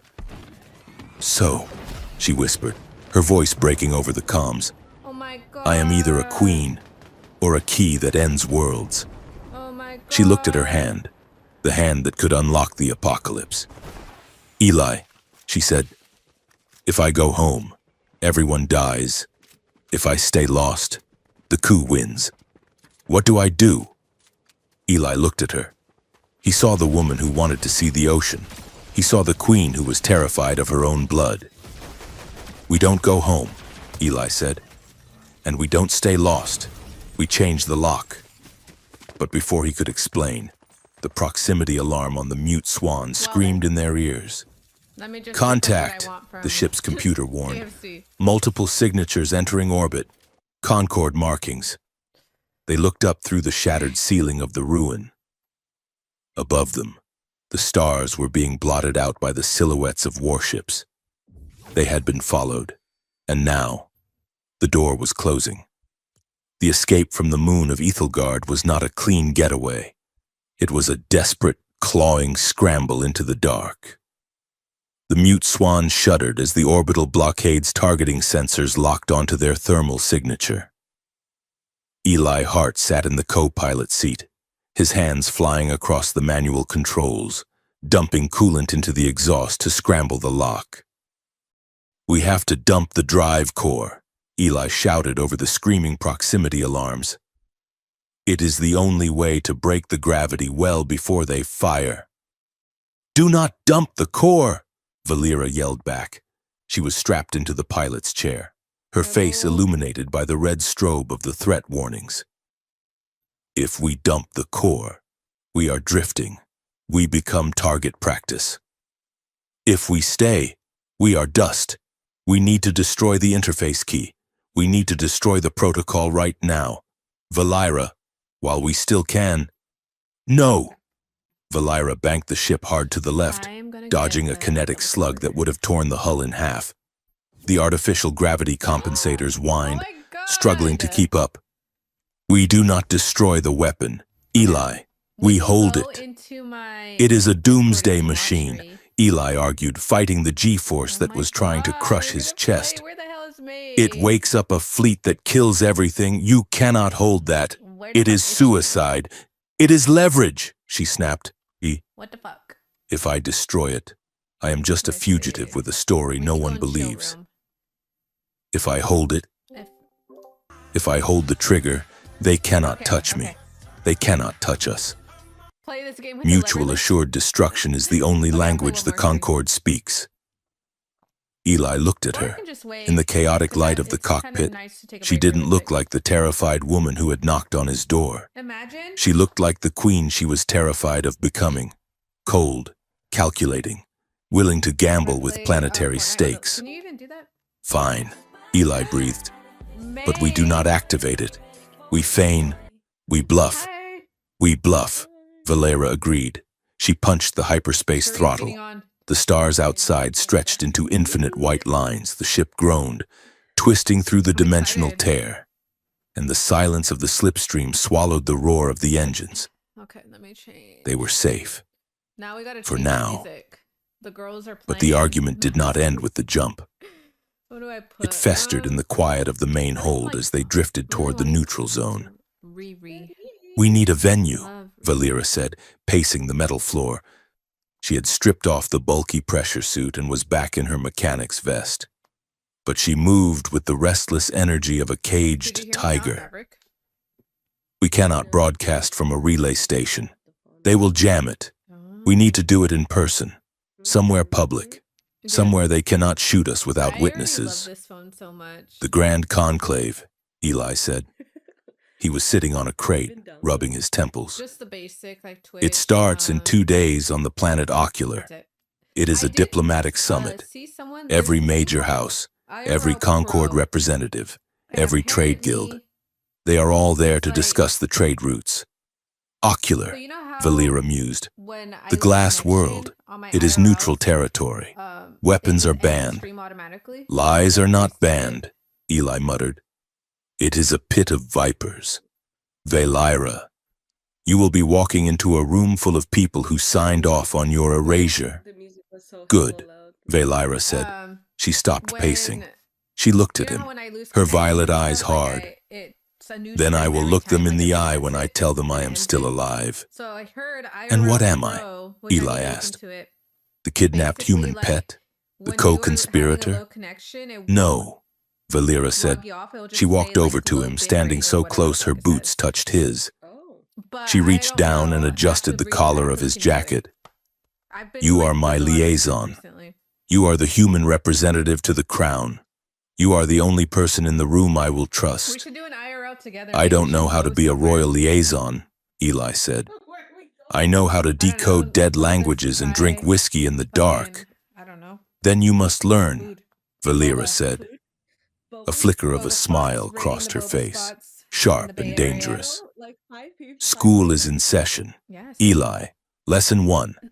Politeness is a weapon. Do it. If you want to call a Yeah. diplomat a fool, you compliment his consistency. If you want to call him a thief, you mean, like, admire a his break? ambition. I'm actually gonna do. And if a I want to small tell him to go to stream hell, at then you Friends, offer him a but map, it's not gonna Valera be said, long and you because smile, but never know, with your teeth. I don't want people to Teeth have to imply listen a what they're threat. saying You smile with your while eyes. streaming, It so implies a secret. The planet I want Ocular was a everyone to be able to marvel of see the time and not geoengineering. filter. The I love entire it. surface was covered in shallow, bioluminescent oceans, Right, and the Nate? cities were built on massive, host. transparent pylons that rose from the water like crystal trees. As hell. The Grand Conclave was held in the Spire of Reflections, a building made entirely of smart glass that could change opacity at a Oh my whim. god. Eli stood before a mirror in their suite at the Diplomatic Hotel. He Wait, tugged can at the you do it collar on of the Discord? formal suit Valera had fabricated using the ship's industrial printer. Sorry? It was midnight blue, high-collared, with silver I threading hear- I that just caught hear the her light. background mic. It looked military, but distinctively alien. Stop fidgeting, Valera's voice came from the Might- dressing room.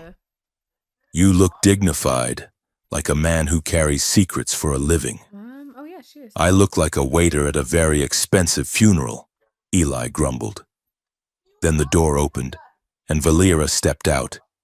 Eli stopped breathing. What did she say? Gone was the mechanic. Gone was the frightened refugee. Gone even was the weary traveler. Here. Valera wore a gown of iridescent white scale fabric that flowed over her body like liquid armor. Oh. The back was open, revealing the intricate glowing map of the cipher on her skin, now displayed not as a wound, but as a declaration. Her hair was slicked back, sharpening her features. She wore no jewelry, only the shimmering violet intensity of her own biology. She radiated power. It wasn't soft. It was the terrifying, blinding charisma of a supernova. Too much? She asked, arching an eyebrow. It is. Eli searched for the word. It is terrifying. Good, she said. She walked over to him, her movements fluid and precise. She took his arm. Remember, Eli, we are not hiding anymore. We are hunting. Tonight. We flush them out. We drop hints of the protocol. We make them panic. And when they panic, they will make mistakes. And what if they don't panic? Eli asked. What if they just kill us? Then we trigger the dead man's switch, she said coolly. But until then, you are the liaison. Do not let them see you sweat. They entered the grand hall. The room was vast, the floor a transparent sheet of glass looking down into the glowing ocean below. Hundreds of delegates mingled, humans in tuxedos, insectoid hive queens in silk drapes, cybernetic traders in polished chrome. The moment Valyra stepped through the archway, the room went silent. It started near the door and rippled outward like a wave. Conversations died, drinks were lowered, heads turned. The lost princess, the erased variable, the ghost. Valyra didn't hesitate. She walked into the silence with her head high, Eli at her side. She met every stare. She didn't look angry. She looked amused. A murmur broke out, a rising tide of whispers. Is that her? Impossible. The report said she was dead. Look at the markings. That is the royal cipher. A man separated himself from the crowd. He was tall, handsome in a way that felt engineered, with golden skin and a smile that seemed painted on. He wore the sash of the royal house. Cousin, the man exclaimed, opening his arms. Valyra! By the stars, it is a miracle! Prince Kaelin, Valyra said. She did not embrace him. She stopped 3 feet away, forcing him to drop his arms. I see you have kept my seat warm. We thought you were lost, Kaelin said, his voice dripping with performative relief. He looked at Eli, his smile tightening by a fraction of a millimeter. And who is this? Your rescuer? This is Eli Hart, Valyra said, my liaison. And he did not rescue me. Kaelin, I am not a package to be recovered. When he opened the door, there is a difference. Kaelin laughed, a smooth, practiced sound. Of course, Mr. Hart, a pleasure. You must have quite a story. The story is still being written, Eli said, keeping his face neutral. I'm taking a break. We are just here to edit a few chapters. Kaelin's eyes flickered. He sensed the threat. He stepped closer to Valyra, placing a hand on her elbow. It was a possessive gesture, familiar and condescending. Come, Kaelin said. The council is eager to see you. You look tired, cousin. Let me handle the heavy lifting tonight. Eli felt a spike of hot, acidic jealousy in his chest.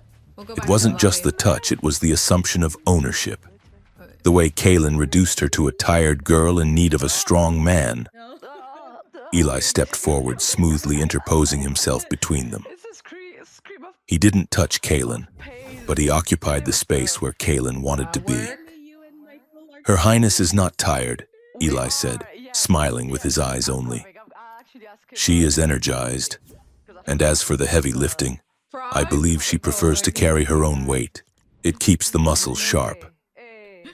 Kaelin stared at Eli. For a second, the mask slipped, revealing a sneer of absolute contempt. Then the smile returned. Charming, Kaelin said. A human with a spine. How novel. He bowed to Valyra and retreated into the crowd. You are tense, Valyra whispered to Eli, keeping her gaze on the room. He touched you, Eli muttered. He is a politician, Valyra said. He touches everyone. It is how he checks for knives. It looked like ownership, Eli said. Valera turned to him slightly. Do not confuse politics with desire. Eli, Kalen wants the throne. He does not want the woman sitting on it. And what if he wants both? Then he will be disappointed on both counts, she said. Focus. The Concord representatives are moving toward the balcony. We need to intercept them. They moved through the crowd, playing the game. Valera was brilliant. She insulted a trade baron by praising his generous interpretation of tax laws. Holy shit.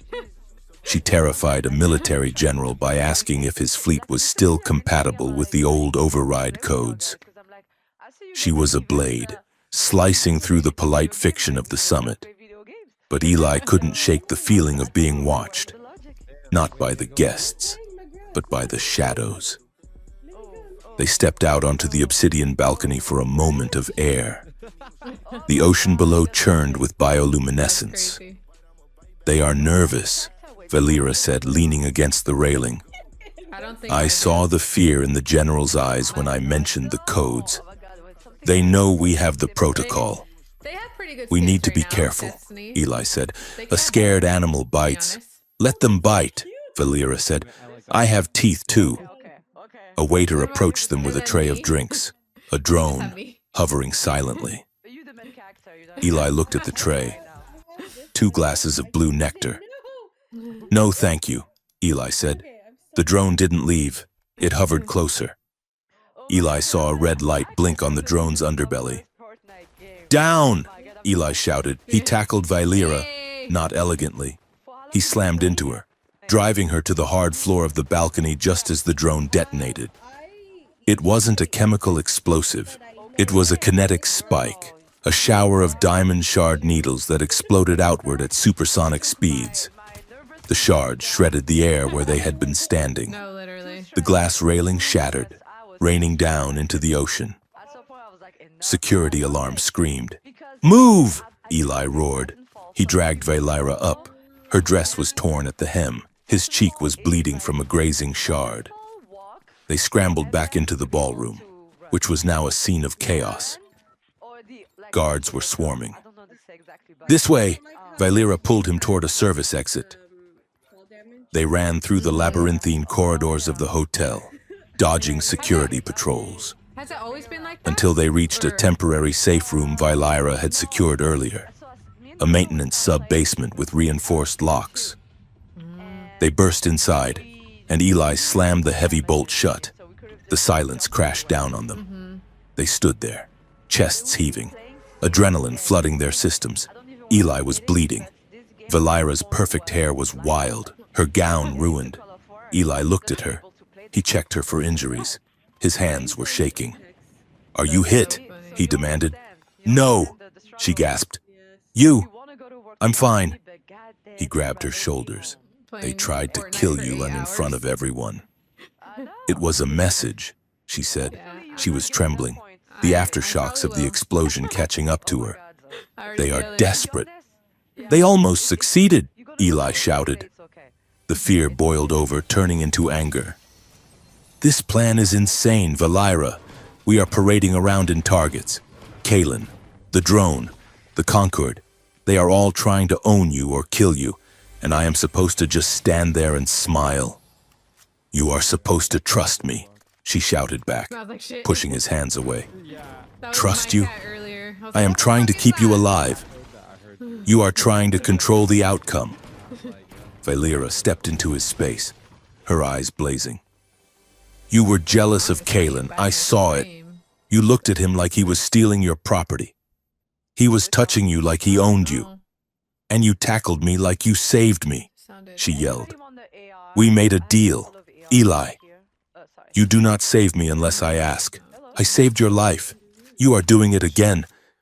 She poked a finger into his chest. You are terrified. I get it. I am terrified too. But you are terrified that I will become a symbol. You want to keep me small. You want to keep me safe in the bunker, safe in the kitchen, safe in the storm. She stopped, breathing hard. If you want me, Eli, if you really want me, and not just the satisfaction of being the protector, Oh no. then you have to want my freedom too. Even if that freedom gets me killed, even if it means I belong to the world and not to you. I don't look. Eli stared at her. I hate it too. The truth of I, it hit him. He was scared. He was instantly scared that if she got became down. the I was queen, like, "Nay." if she became the weapon, I was like, the "Please, Valyra who please." drank bad coffee and laughed at his stove would vanish. I don't want to own you, Eli whispered. His voice broke. I am terrified that I was programmed to love you. And now that I do, the program is going to end with you dead. Oh, that's so cute. Valyra's face softened. The anger drained away, leaving a raw, naked vulnerability. You were not programmed to love There's a me, sniper right she here if said anyone wants softly. it. Legendary. The algorithm brought us together. But the algorithm did not make you laugh at my jokes. It did not make you hold my hand in the dark. I think this It did not make you jump in front of a kinetic spike. She reached out and touched the cut on his cheek. That was you, I don't she know said. how I'm missing That is the part that belongs to us. The distance between them vanished. It wasn't a decision, it was a magnetic collapse. Eli kissed her. It was desperate, tasting of blood and fear and the ozone of the explosion. She made a sound against his mouth, a sob of relief, and pulled him closer, her hands gripping the lapels of his ruined suit. There was no negotiation this time. The boundaries had been tested and held. teammate. They sank to the floor of the maintenance room, surrounded by humming pipes and cold metal. It wasn't the royal bedchamber. It was gritty and hard and real. I am terrified, she whispered against his skin as he unzipped the back of her dress. I am terrified that I will use you. That I will use this, us, to feel human, just so I can do the inhuman thing later. Then use me, Eli said. He kissed the line of her throat, right over the pulsing cipher. You got him? Use me to remember who you are. Use me to stay real. Not a cage, she breathed. Promise me this is not a cage. No cages, Eli promised. Just an anchor. The night was a blur of heat and trembling laughter and whispered confessions. It was the intimacy of two people who knew the morning might bring a firing squad. They clung to each other, mapping the scars, the alien and the human, finding the places where they fit together. No help right there. It was a mutual decision to choose each other, not as a strategic alliance, but as a defiance of the universe that wanted them to be tools. Morning came with the harsh white light of a projector screen turning on automatically. They were asleep, tangled together under Eli's jacket. The screen on the wall, a maintenance monitor, flashed red. Breaking news. Terrorist attack at Summit. Eli woke up instantly. He shook Valyra. Wake up. They stared at the screen. A video was playing. It was a doctored feed from the balcony. It showed Eli pulling a weapon. It showed him threatening Valyra. It showed Valyra looking drugged, confused, stumbling. The voiceover was shrill and panicked. Oh, up on New evidence suggests the lost princess is actually a hostage of human extremist Eli Hart. Hart, a disgraced former government agent, is believed to be using psychotropic compounds to control Her Highness, manipulating her into destabilizing the Concord. The attack last night was a botched extraction attempt by Hart's cell. They flipped the narrative, Valyra whispered, horrified. They are painting you as the kidnapper, and me as the victim. It is smart, Eli said, his blood running cold. If I am the villain, they can kill me to save you. And once they save you, they can lock you away in a hospital for deprogramming until they need your blood for the key. The door to the maintenance room exploded There's one inward. right here, but There was no warning, no knock, just a shaped charge that blew the hinges. Soldiers in Concord armor poured in. Eli Hart, on your knees. Eli scrambled up, placing himself in front of Valyra. She is not drugged. Listen to me. A rifle butt slammed into his stomach. He doubled over, gasping, Another blow to his jaw sent him to the floor. "Stop!" Valera screamed. She stood up, pulling the torn dress around herself. She looked regal even in the dirt. "I command you to stop!" The captain of the guard stepped forward. Behind him walked Prince Kalen. Kalen looked at Valera with sad, pitying eyes. "Oh, cousin," Kalen said softly. Dude, edit. "Look what he has done to you. Look at the squalor. Do not worry, the doctors are waiting." "I am not unwell, Kalen," Valera said, her voice shaking with rage. "I am awake, and I know what you are." "She is delusional," Kalen said to the guards. Wait, how did I do this? "The drugs are potent. Secure the terrorist. Take the princess to my shuttle." Oh no. The guards grabbed Eli. Not sniper. They zip-tied his hands behind his back. They dragged him toward the door. Eli looked at Valera. Probably the- She had a split second to decide. She could fight. She could scream the truth. But if she did, they would shoot Eli. Or worse, the stress would trigger the broadcast protocol she carried, waking the war fleet before she could control it. I'm out of here. She had to choose the truth or Eli's life. She looked at Eli. Yeah, Her eyes were filled with tears. But behind the tears, there was a steel calculation. She slumped. Another one. Her shoulders dropped. She let her face go slack, mimicking the confusion of a drugged victim. Pick him up. "Kalen," Pick him up. she whimpered, her voice small. I want to go home." Kalen smiled. It was a victory smile. "I know, Valera, I have you now." She walked toward Kalen, stepping over Eli's legs without looking down. She let Kalen wrap his cape around her shoulders. She let him lead her away. It was a surrender. But as she passed Eli, she tapped her fingers against her thigh. Honestly, 3 you slow should download the taps. game. Wait, I don't Thud, wanna drive. I'm not thud, good at driving. thud. Stop drive. The knock. It was a signal. Meh. "I am opening the door from the inside." Eli stopped struggling and he let them drag him away. The holding cell was clean, white, and silent.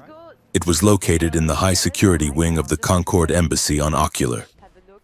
I have to see Eli it. sat on the bench, his jaw throbbing. He had been there for 6 hours. No interrogation, no water. The door hissed open. It wasn't Kalen. It wasn't a guard. It was an old woman. She was human, dressed in a simple gray suit. She looked like a librarian or a grandmother. Eli recognized her. Director Holloway, the head of the institute, his old boss, No, dude, just try it. the woman who had fired him. Can't be that bad. "Hello, Eli," she said pleasantly. "Director," Eli croaked. "I should have known." "You really should have," she said. She sat on the chair opposite him. "You were always bright, but you lacked political imagination." "Is Kalen working for you?" Eli asked. "Kalen?" She laughed softly. "Kalen is a peacock. He thinks he is the player. Do it. He is just a piece. The Concord isn't a diplomatic body. Eli, it is a control mechanism. Humans, aliens. We realized long ago that truth is too dangerous for the masses. It causes wars. So we manage it. We created the Lost Princess narrative to keep the military budget high. We created the peace to keep the trade routes open. And Valera? She is an anomaly, a glitch. We need to reset her, or delete her. But first, we need the fleet codes she is carrying. Kalen will extract them. Trying. He thinks he will use them to become emperor. My movie. We will let him try. And then we will burn him and the fleet together. A tragic accident. And peace will be restored. She stood up. You, unfortunately, are a loose end. Your execution is scheduled for dawn. Suicide, of course. The guilt of kidnapping a princess was too much for you. She turned to the door. Goodbye, Eli. The door sealed behind her.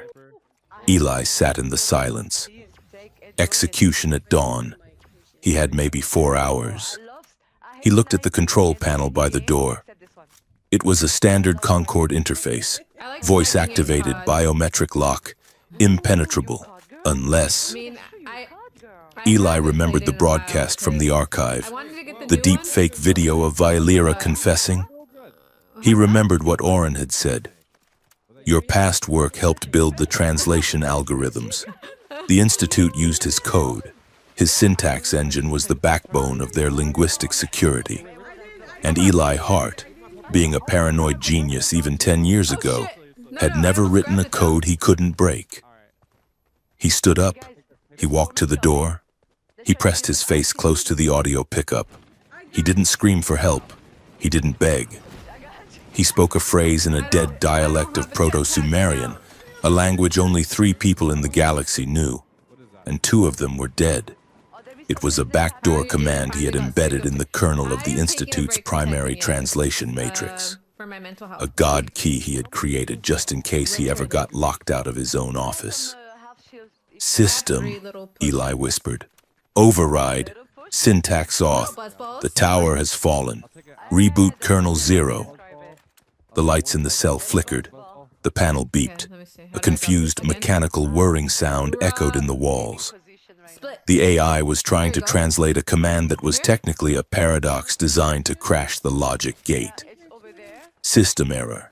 The computer droned, rebooting security protocols, defaulting to open state for maintenance. Stop dying. The heavy lock clicked. The door hissed open. Eli stepped out into the corridor. The guard at the station was staring at his console, frantically tapping at a frozen screen. Eli didn't hesitate. He grabbed the guard from behind, applying a sleeper hold he hadn't used since basic training. The guard slumped. Eli took the guard's weapon in his comms unit. He looked at the open door. He looked at the chaos on the guard's screen. Someone inside the system wasn't just helping him. He was the help. He had left himself a key 10 years ago, without even knowing what door it would open. He went downstairs. I am coming. Vylera, Eli whispered. He moved into the shadows, heading not for the exit, but for the shuttle bay. I don't know. The sublevels of Ocular were a stark contrast to the crystalline spires above.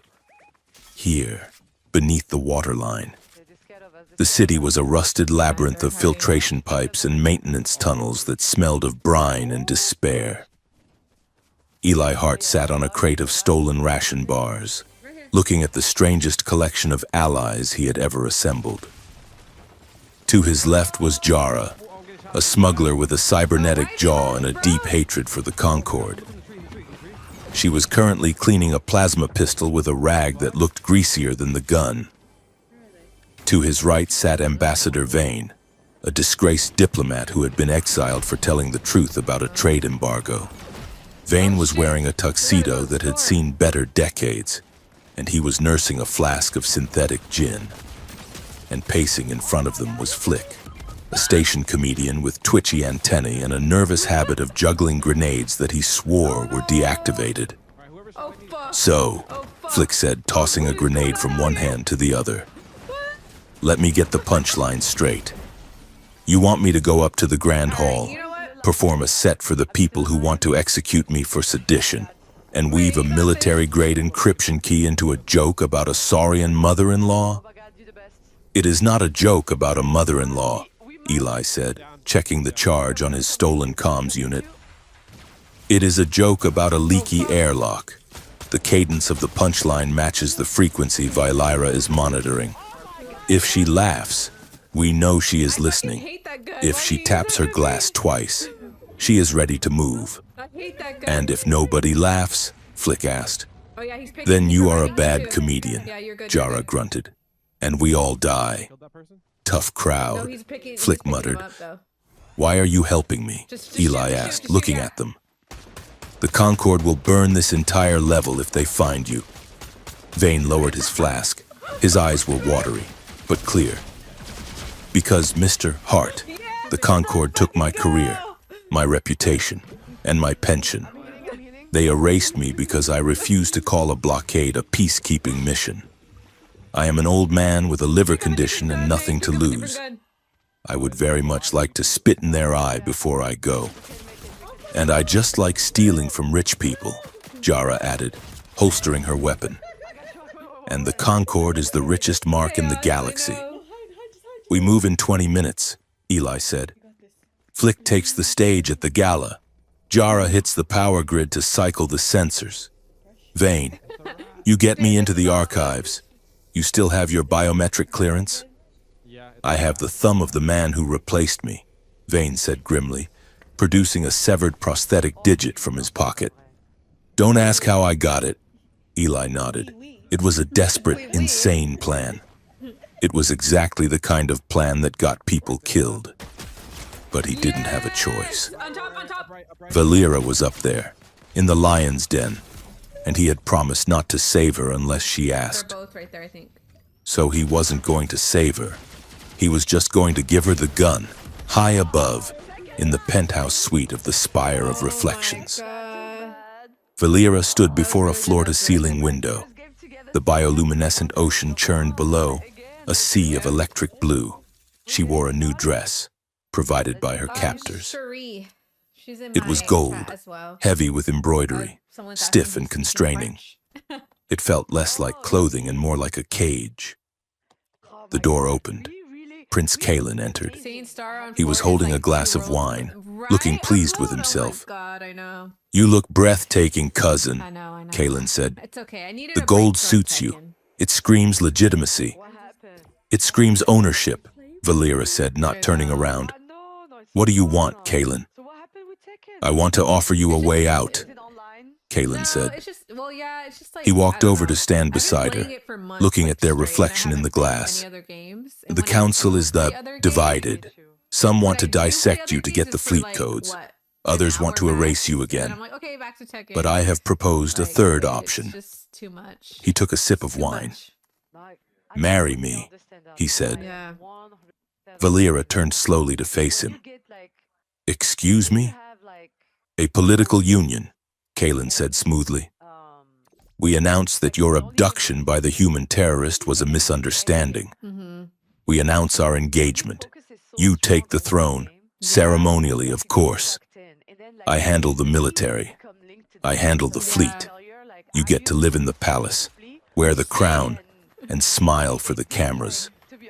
And Eli? Valera asked. Her voice was steady, betraying nothing. Mr. Hart will be quietly pardoned and deported to Earth, Kalen said. He lives. You live. The Empire is unified. Yeah. No, I'm the Everyone same way. wins. It was a I'm the same seductive way. offer. It was safety. It was the end of the running. All she had to do was surrender her voice. All she had to do was become the ornament she had been raised to be. May didn't get me the controller, For I a would've second, already thrown it on stream. She considered it. She thought of Eli, alive, safe in his house on the cliff, drinking coffee that tasted like burnt earth. She could give him that. I think my forward But then button she is remembered falling his out, promise. to be honest. I won't save you unless you ask. And she I'm really remembered her rough own with, like, demand. controllers. I want a life that belongs to me.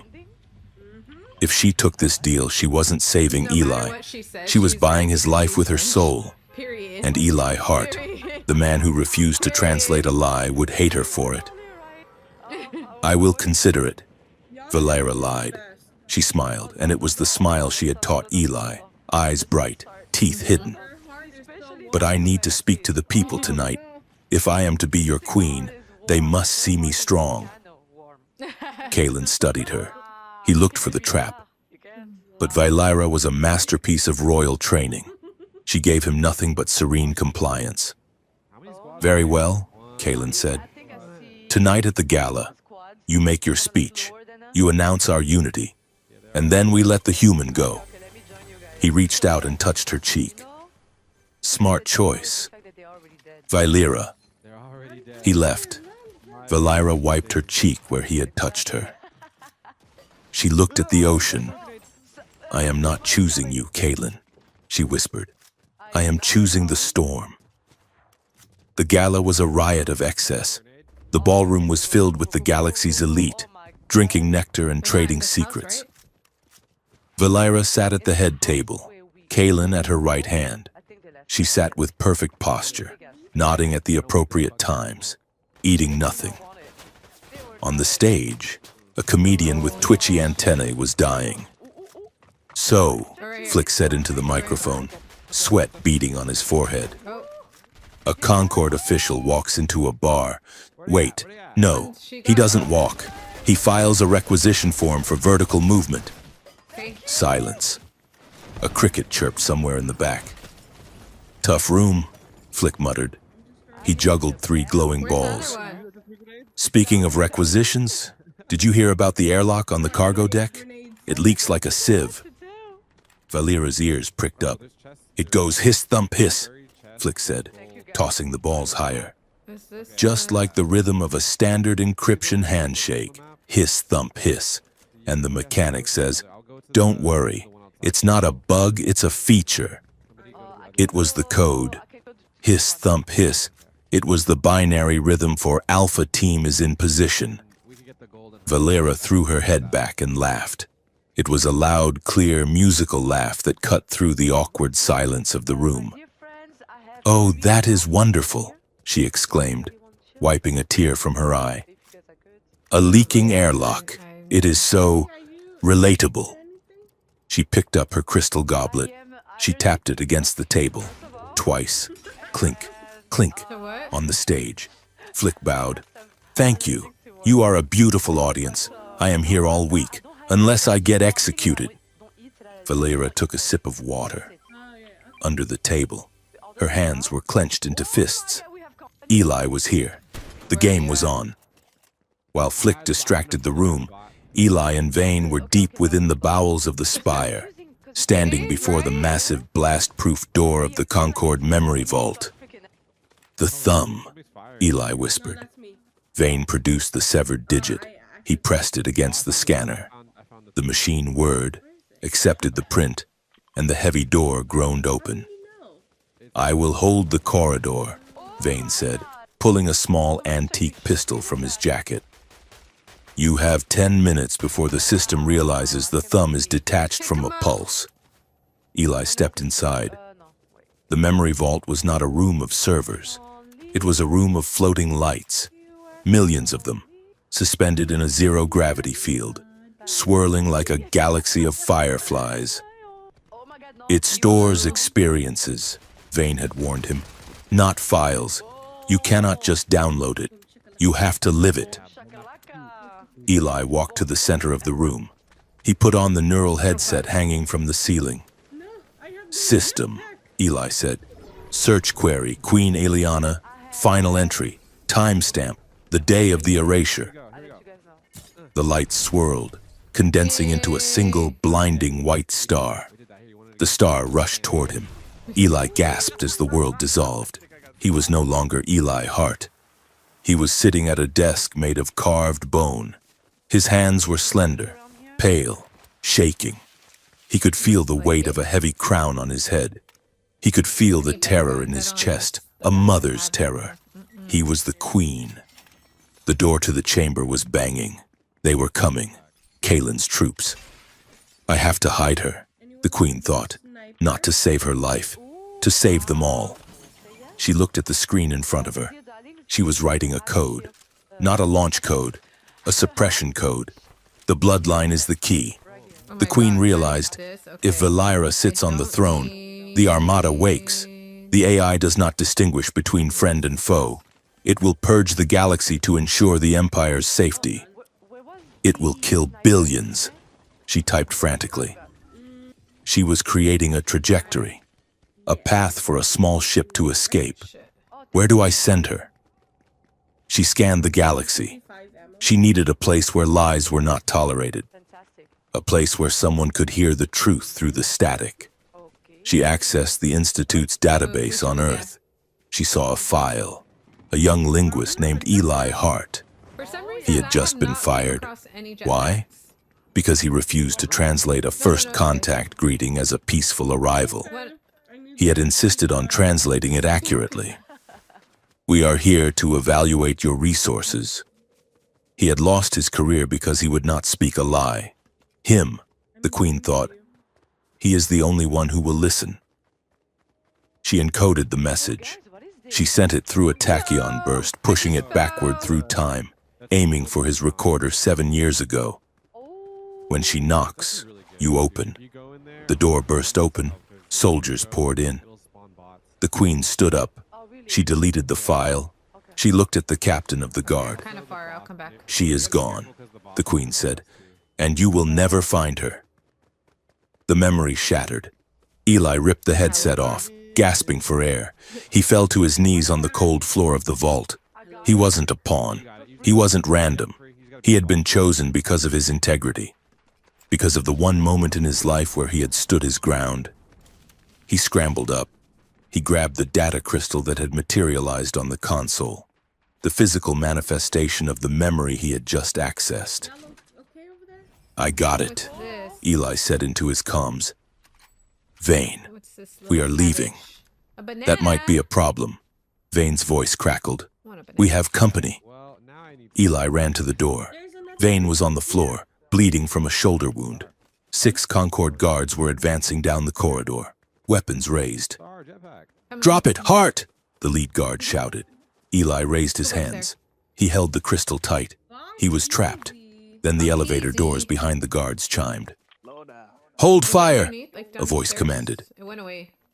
The guards turned. Valyra stood there. She had left the gala. Oh yeah. She was still in the gold dress, but she had ripped the heavy embroidered sleeves off, leaving her arms bare. The cipher on her skin was pulsing with a blinding, rhythmic light. fighting game. She didn't have a weapon. She walked toward the guards, her steps echoing on the metal floor. Highness, the lead guard stammered. This man is a terrorist. Get back. Stand down, Valyra said. Her voice wasn't loud, but it carried a harmonics that vibrated in the bones. It was the voice of command, not a magical power, but a biological authority bred into her line for 1,000 years. The guards hesitated. Their conditioning fought against their orders. I said, stand down, Valyra roared. The guards lowered their weapons. They stepped aside, parting like water. Valyra walked up to Eli. She looked at Vane, bleeding on the floor. She looked at the crystal in Eli's hand. Did you get it? She asked. Yes, Eli said. Your mother. She didn't abandon you. She saved us from the fleet. You are the trigger. Valyra, if you take the throne, everyone dies. I know, Valyra said. She took the crystal. She turned to the nearest camera drone, which had followed the guards. Are we live? She asked. The feed is cut, the guard captain said, recovering his I do not have nerve. the right guns for this. You are under arrest. Highness? Jara! Eli shouted into his comms. Now! The lights in the corridor flickered. The emergency screens on the walls, all of them, suddenly turned static, then cleared to show Valyra's face. Jara and Flick had hijacked the station's broadcast signal. Every screen on Ocular, from the gala ballroom to the street-level billboards, showed Valyra standing in the hallway, holding the crystal. Citizens of the Concord, Valyra said. She looked directly into the lens. I am Valyra of House Ethelgard. I was not lost. I was hidden. She held up the crystal. This is the memory of my mother, the Queen. She was murdered not by enemies, but by the very council that claims to protect you. They wanted a war. They wanted to use me as a key to unlock a fleet of genocide machines buried in the dark. In the ballroom above, Kalen dropped his wine glass. The room went dead silent as Valyra's voice filled the air. I refuse, Valyra said. I refuse the throne. I refuse the crown. I refuse to be the weapon you want me to be. The Concord is a lie built on silence. Today, we break the silence. She crushed the crystal in her hand. It shattered, This buddy's coming. but the data didn't vanish. The shards glowed, uploading the raw memory directly into the broadcast stream. Wait, come here. Across the planet, millions of people suddenly felt the Queen's last moment. They felt the mother's love. They felt the fear of the war fleet. They felt the I truth. hear him. It wasn't a file. It was empathy. Mass broadcast empathy. Oh, he's The guards in the hallway dropped their guns. One of them fell to his knees, weeping. They had felt it too. "It is over," Valira whispered. She turned to Eli. The adrenaline was crashing. She looked like she was about to collapse. "Get us out of here," she said. They didn't make it to the ship. The station was in lockdown. They barricaded themselves in a service corridor near the shuttle bay, waiting for Jara to hack the door. In the L? Okay, why? It was quiet. Just the hum of the ventilation and the distant sound of alarms. Valira leaned against the wall, sliding down until she hit the floor. I have no She looked shield. exhausted. The gold dress was ruined, stained with oil and dirt. No. Eli Oh, sat yeah, beside one, her. one, one. He reached out and took her hand. Right here. "You did it," he said. "You broke them." Not the medkit by "I broke the narrative," she said. "The Concord will not recover from this. You cannot rule people who know you tried to kill them." She turned her head to look at him. Her violet eyes were soft, stripped of the royal command. "Thank you," she said, Oh, medkit here. "for the thumb, for the heist, for everything. You saved me back there," Eli said, "with the guards. You were terrifying." "I was acting," she admitted. "I was shaking inside." She pulled his hand to her chest, pressing it over her heart. He could feel the steady, rapid beat. "Eli," she whispered. She lunged at him. It wasn't gentle. She grabbed the lapels of his jacket and pulled him into a kiss that tasted of survival. It was fierce and desperate. Eli wrapped his arms around her, pulling her onto his lap, burying his face in her neck. "I thought I lost you," he murmured against her skin. "When Kaylin took you, I thought I lost you." "You will never lose me," she said, pulling back to look at him. "I am done being lost. I am right here." She touched his face, tracing the lines of his jaw. "You know," she said, a small, trembling smile appearing. Of loot right "You here. admitted something in the vault. Someone might You said you do that. spent 7 years expecting an event instead of living." Oh yeah. "I did," Eli said, "and I spent my whole life surviving," she said, "dodging assassins, learning codes, hiding in rainstorms. I never chose anything until I knocked on your door." Yeah, no. "And now," Eli asked. "Now I choose," she said. "I choose the ocean. I choose the burnt coffee. There's I more choose loot you." right here too. "I'm a difficult choice," Eli warned. Solid. "I am stubborn, and I have very little furniture."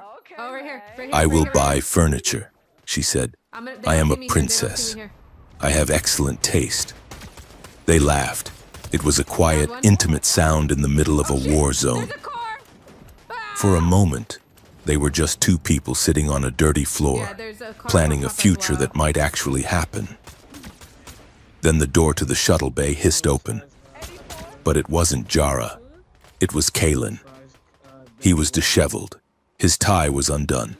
He held a pistol in one hand and a medical case in the other. Behind him stood two heavy combat droids. Super sick. You don't How even play with touching, us anymore. Kaylin Solid, sneered. motherfucker. The romantic subplot concludes. Eli moved to stand, but the droids raised their cannons. "Stay down," Kaylin ordered. What the fuck? He walked toward Valira. He looked unhinged. The broadcast had ruined him. He had lost the Empire, lost the narrative, lost everything. Oh, fuck. "You think you won?" Kaylin spat. "You think because you shared a sob story with the masses, you have won? Power does not care about feelings. He's gonna, yeah, push. Valira, He's gonna pick him up. Power cares about mechanics." He placed the medical case on a crate and opened it. Inside was a vial of blood. Valira's blood, taken from the medical exam when she was captured. Get the fuck away The from broadcast destroyed the Concord's political control, Kaylin said, his eyes manic. "But it didn't disarm the fleet. The protocol is biological. It doesn't need a queen on the throne. It just needs the royal genetic marker to be introduced to the interface." He held up the vial. "You refused to sit on the throne," Kaylin said. "So I brought the throne to you." He pulled a device from his pocket, a portable interface linked to the orbital satellite network. Go ahead. He slotted the vial into the receptacle. No! Valera screamed. She scrambled up, lunging for him. Kalen pressed the activation key. Let it burn, Kalen whispered. Wait. The device beeped. A high-pitched signal pierced the air. So you play or you For don't a play? second, nothing happened. I got my first Then- solo win. The floor beneath them shuddered. Eli looked out the viewport at the end of the corridor. The sky over Ocular, usually a calm canvas of stars, began to shimmer. Thousands of ancient satellites, dormant for centuries, began to rotate. They turned in unison, locking into a new formation. Really? What the heck? The light from the stars seemed to bend around We them. can't go to sleep until we win. A deep, resonant thrum vibrated through the hull of the station, through the planet below, through the bones of everyone watching. It wasn't a machine starting up. Bye, It sounded like a Paupers. breath, Oh, I thought you said a I'll see you massive later. cosmic Wait, you did that? inhalation. The war AI, Valera whispered, her face draining of color. It is awake. Kalen laughed. If I cannot rule this galaxy, cousin, then no one will.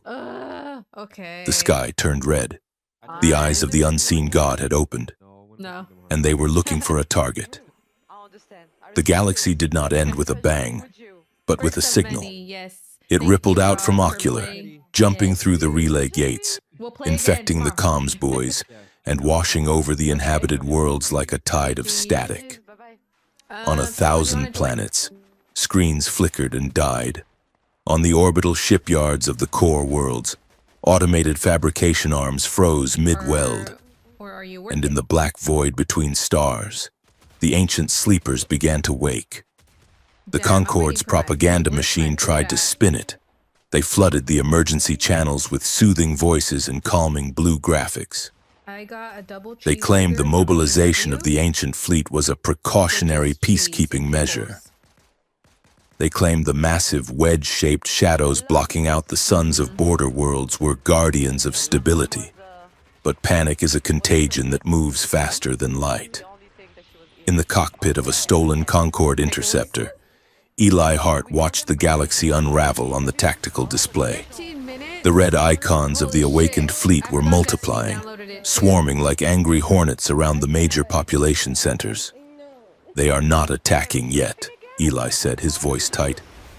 They are positioning. It is a siege. It is a chokehold, Valera said. She was piloting, her hands moving across the controls with a blur of motion. She looked exhausted, her face pale, the gold dress she still wore torn and stained with grease.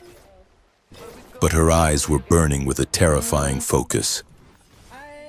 The AI is waiting for a target. Kalen activated the wake-up call, but he cannot direct the weapon. He does not have the interface. Nerd? Yeah, I love And the pickles. interface is in the cathedral, Eli said. The orbital cathedral, No, I Valera want corrected. to.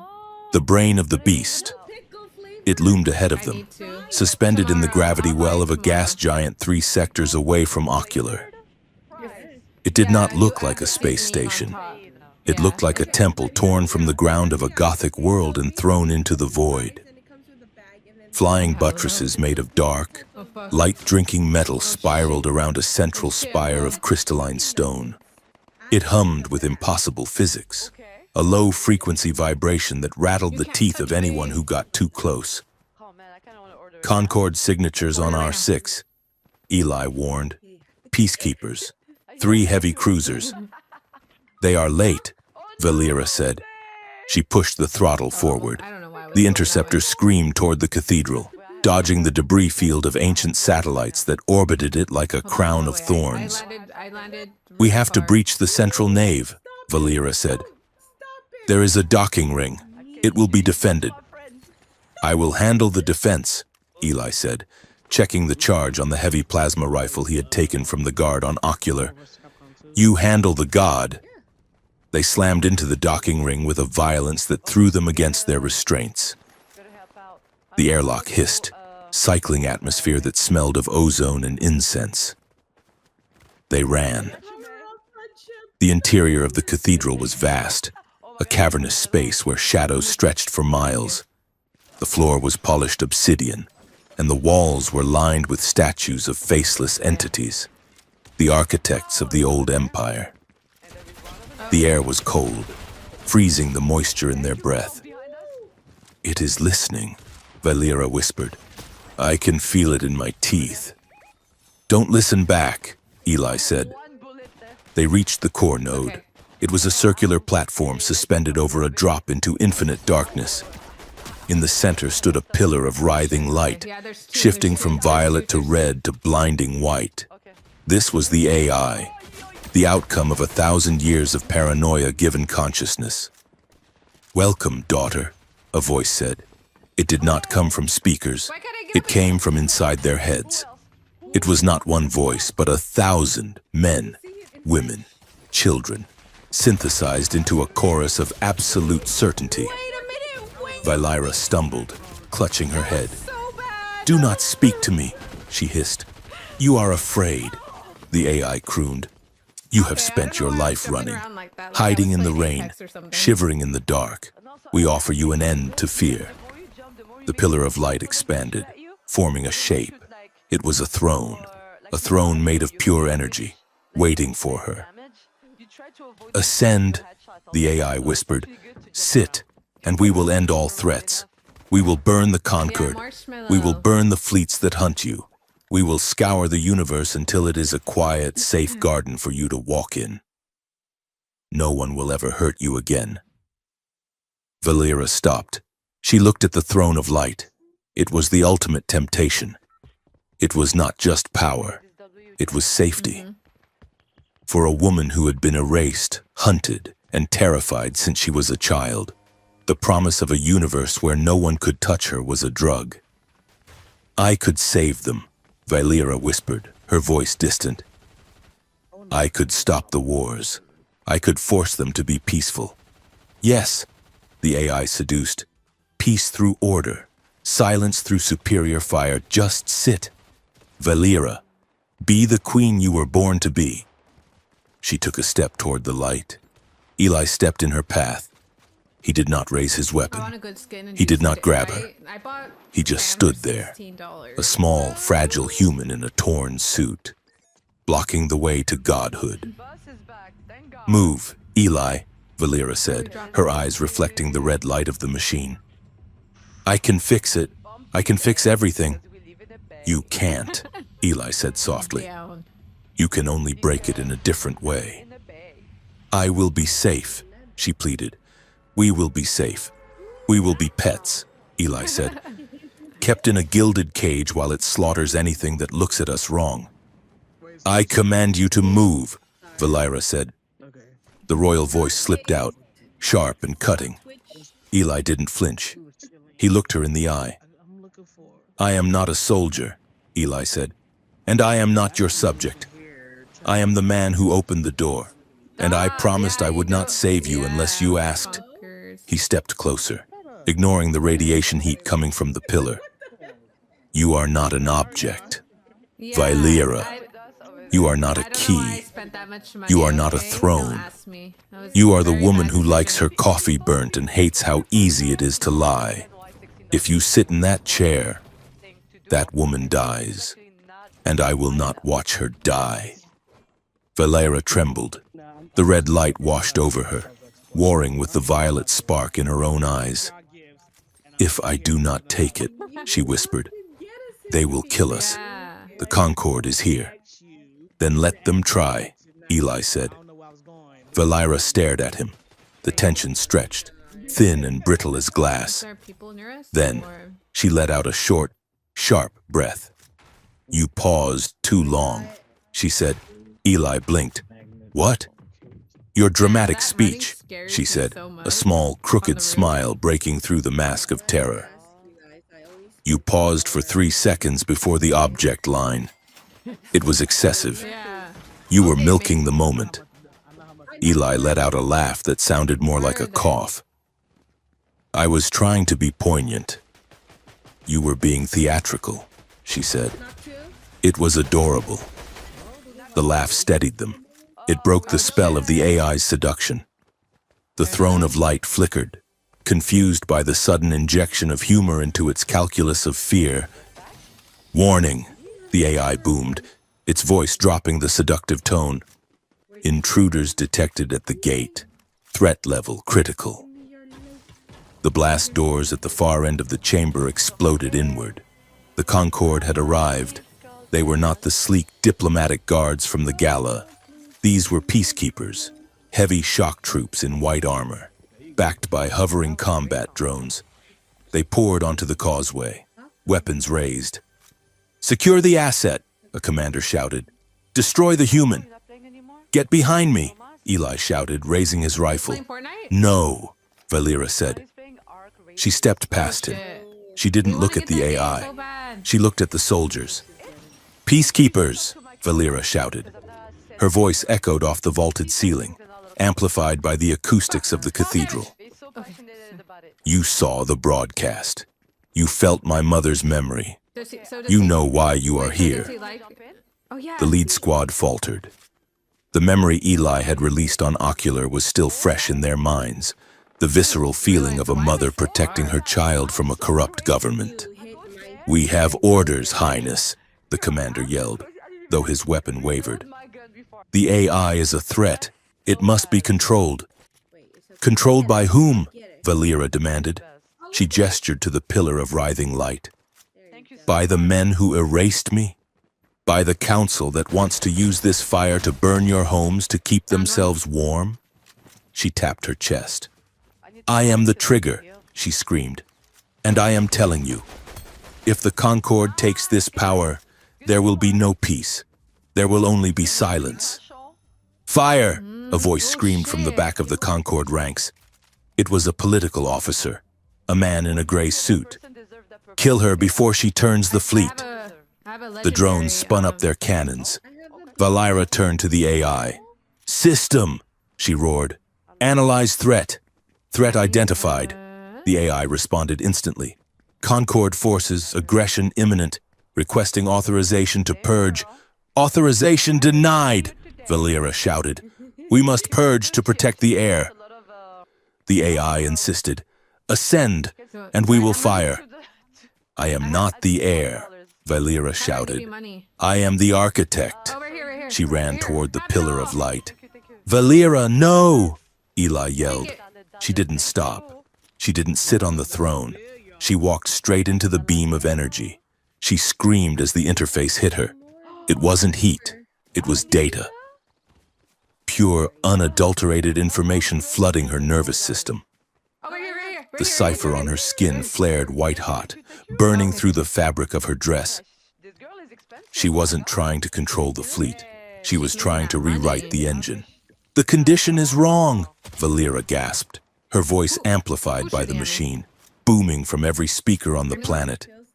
"Power without consent is tyranny. I deny the bloodline." Move towards, "Error," the AI screeched. The cathedral shook. "Core logic violation. The king must rule. The queen must protect." "No rulers!" Valera shouted, forcing her will into the code. "Only a shield chosen freely." She was rewriting the trigger condition.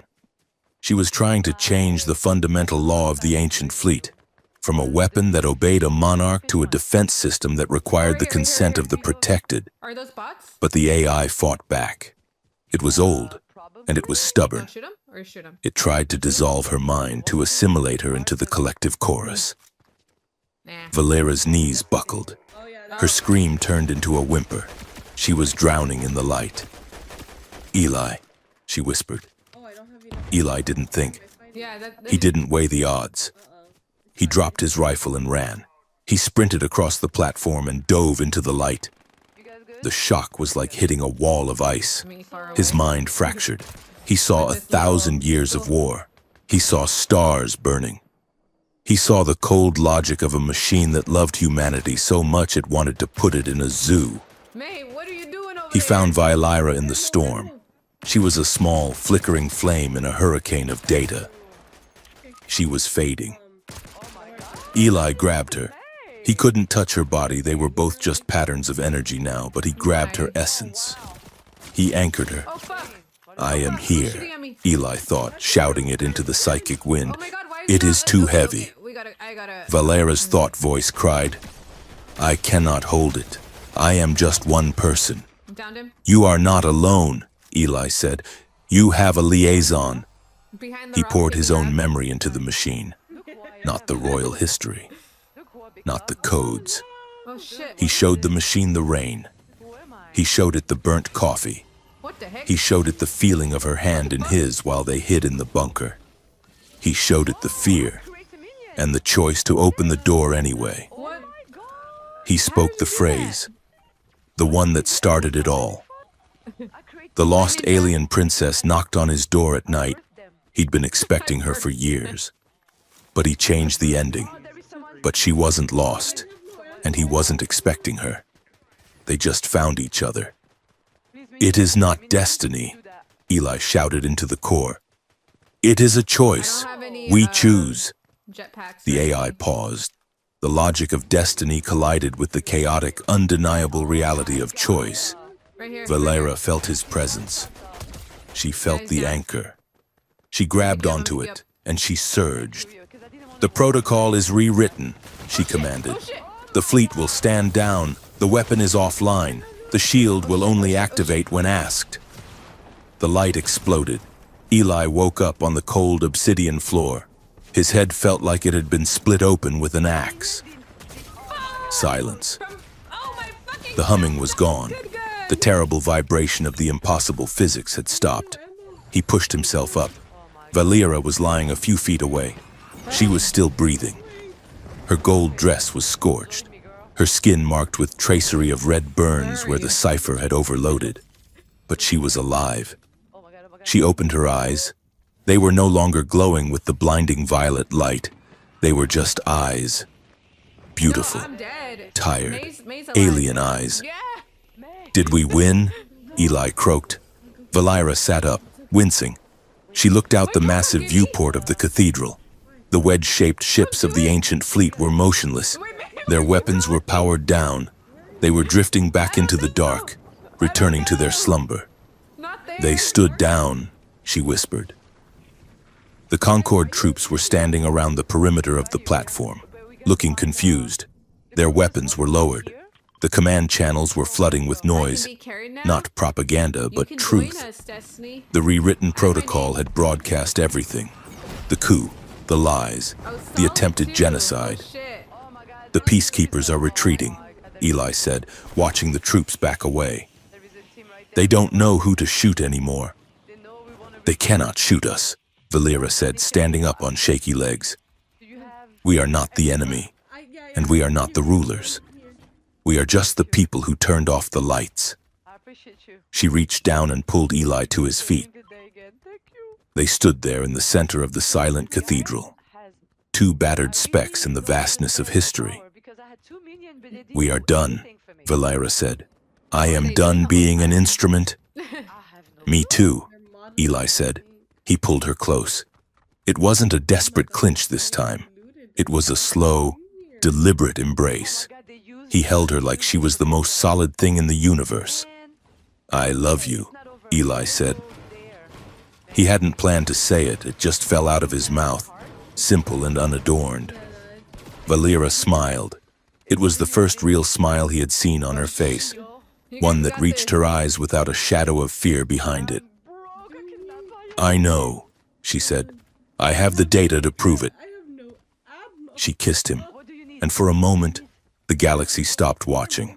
The collapse of the Concorde was not an explosion, it was a landslide. Once the first stone of truth was dislodged, the rest followed with inevitable momentum. Kalen was arrested by his own honor guard 3 hours after the broadcast. He tried to claim immunity. They put him in a cell with a view of the fleet he had failed to control. Director Holloway vanished.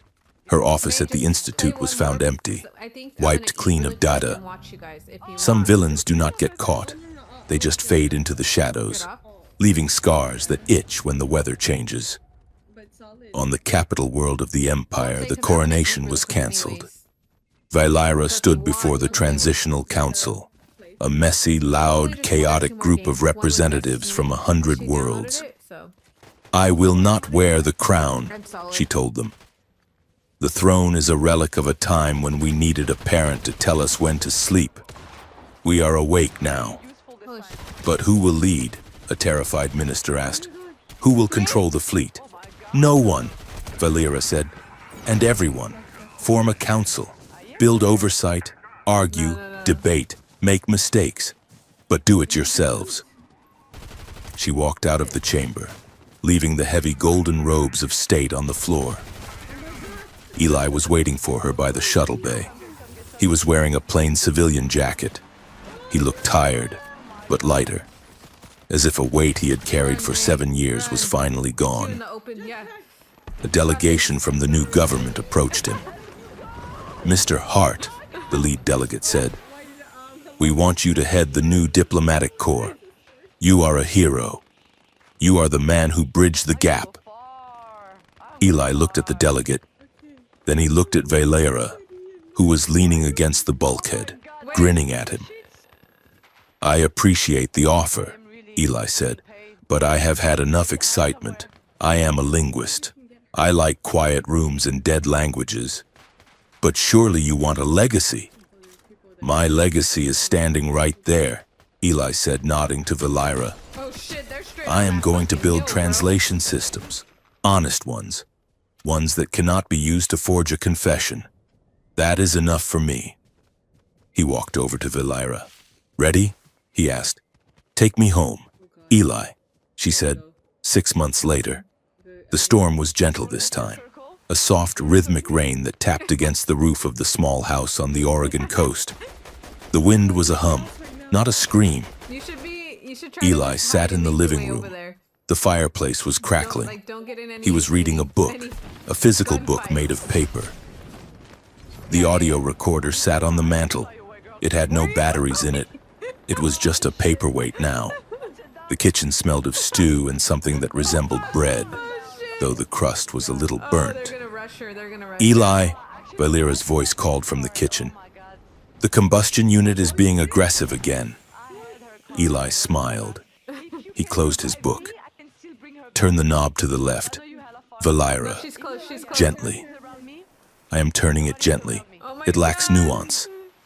He stood up and walked into the kitchen. Valera was wearing one of his old sweaters. The sleeves rolled up to her elbows. She had flour on her cheek. The cipher on her collarbone was dark, dormant, a quiet tattoo of a war that was over. She looked up at him, feigning annoyance. Your appliances are stubborn. They have character, Eli said. He walked over and adjusted the heat on the stove. He looked at her. She wasn't looking at the door. She wasn't checking the windows. She was just there, present. What? She asked, catching him staring.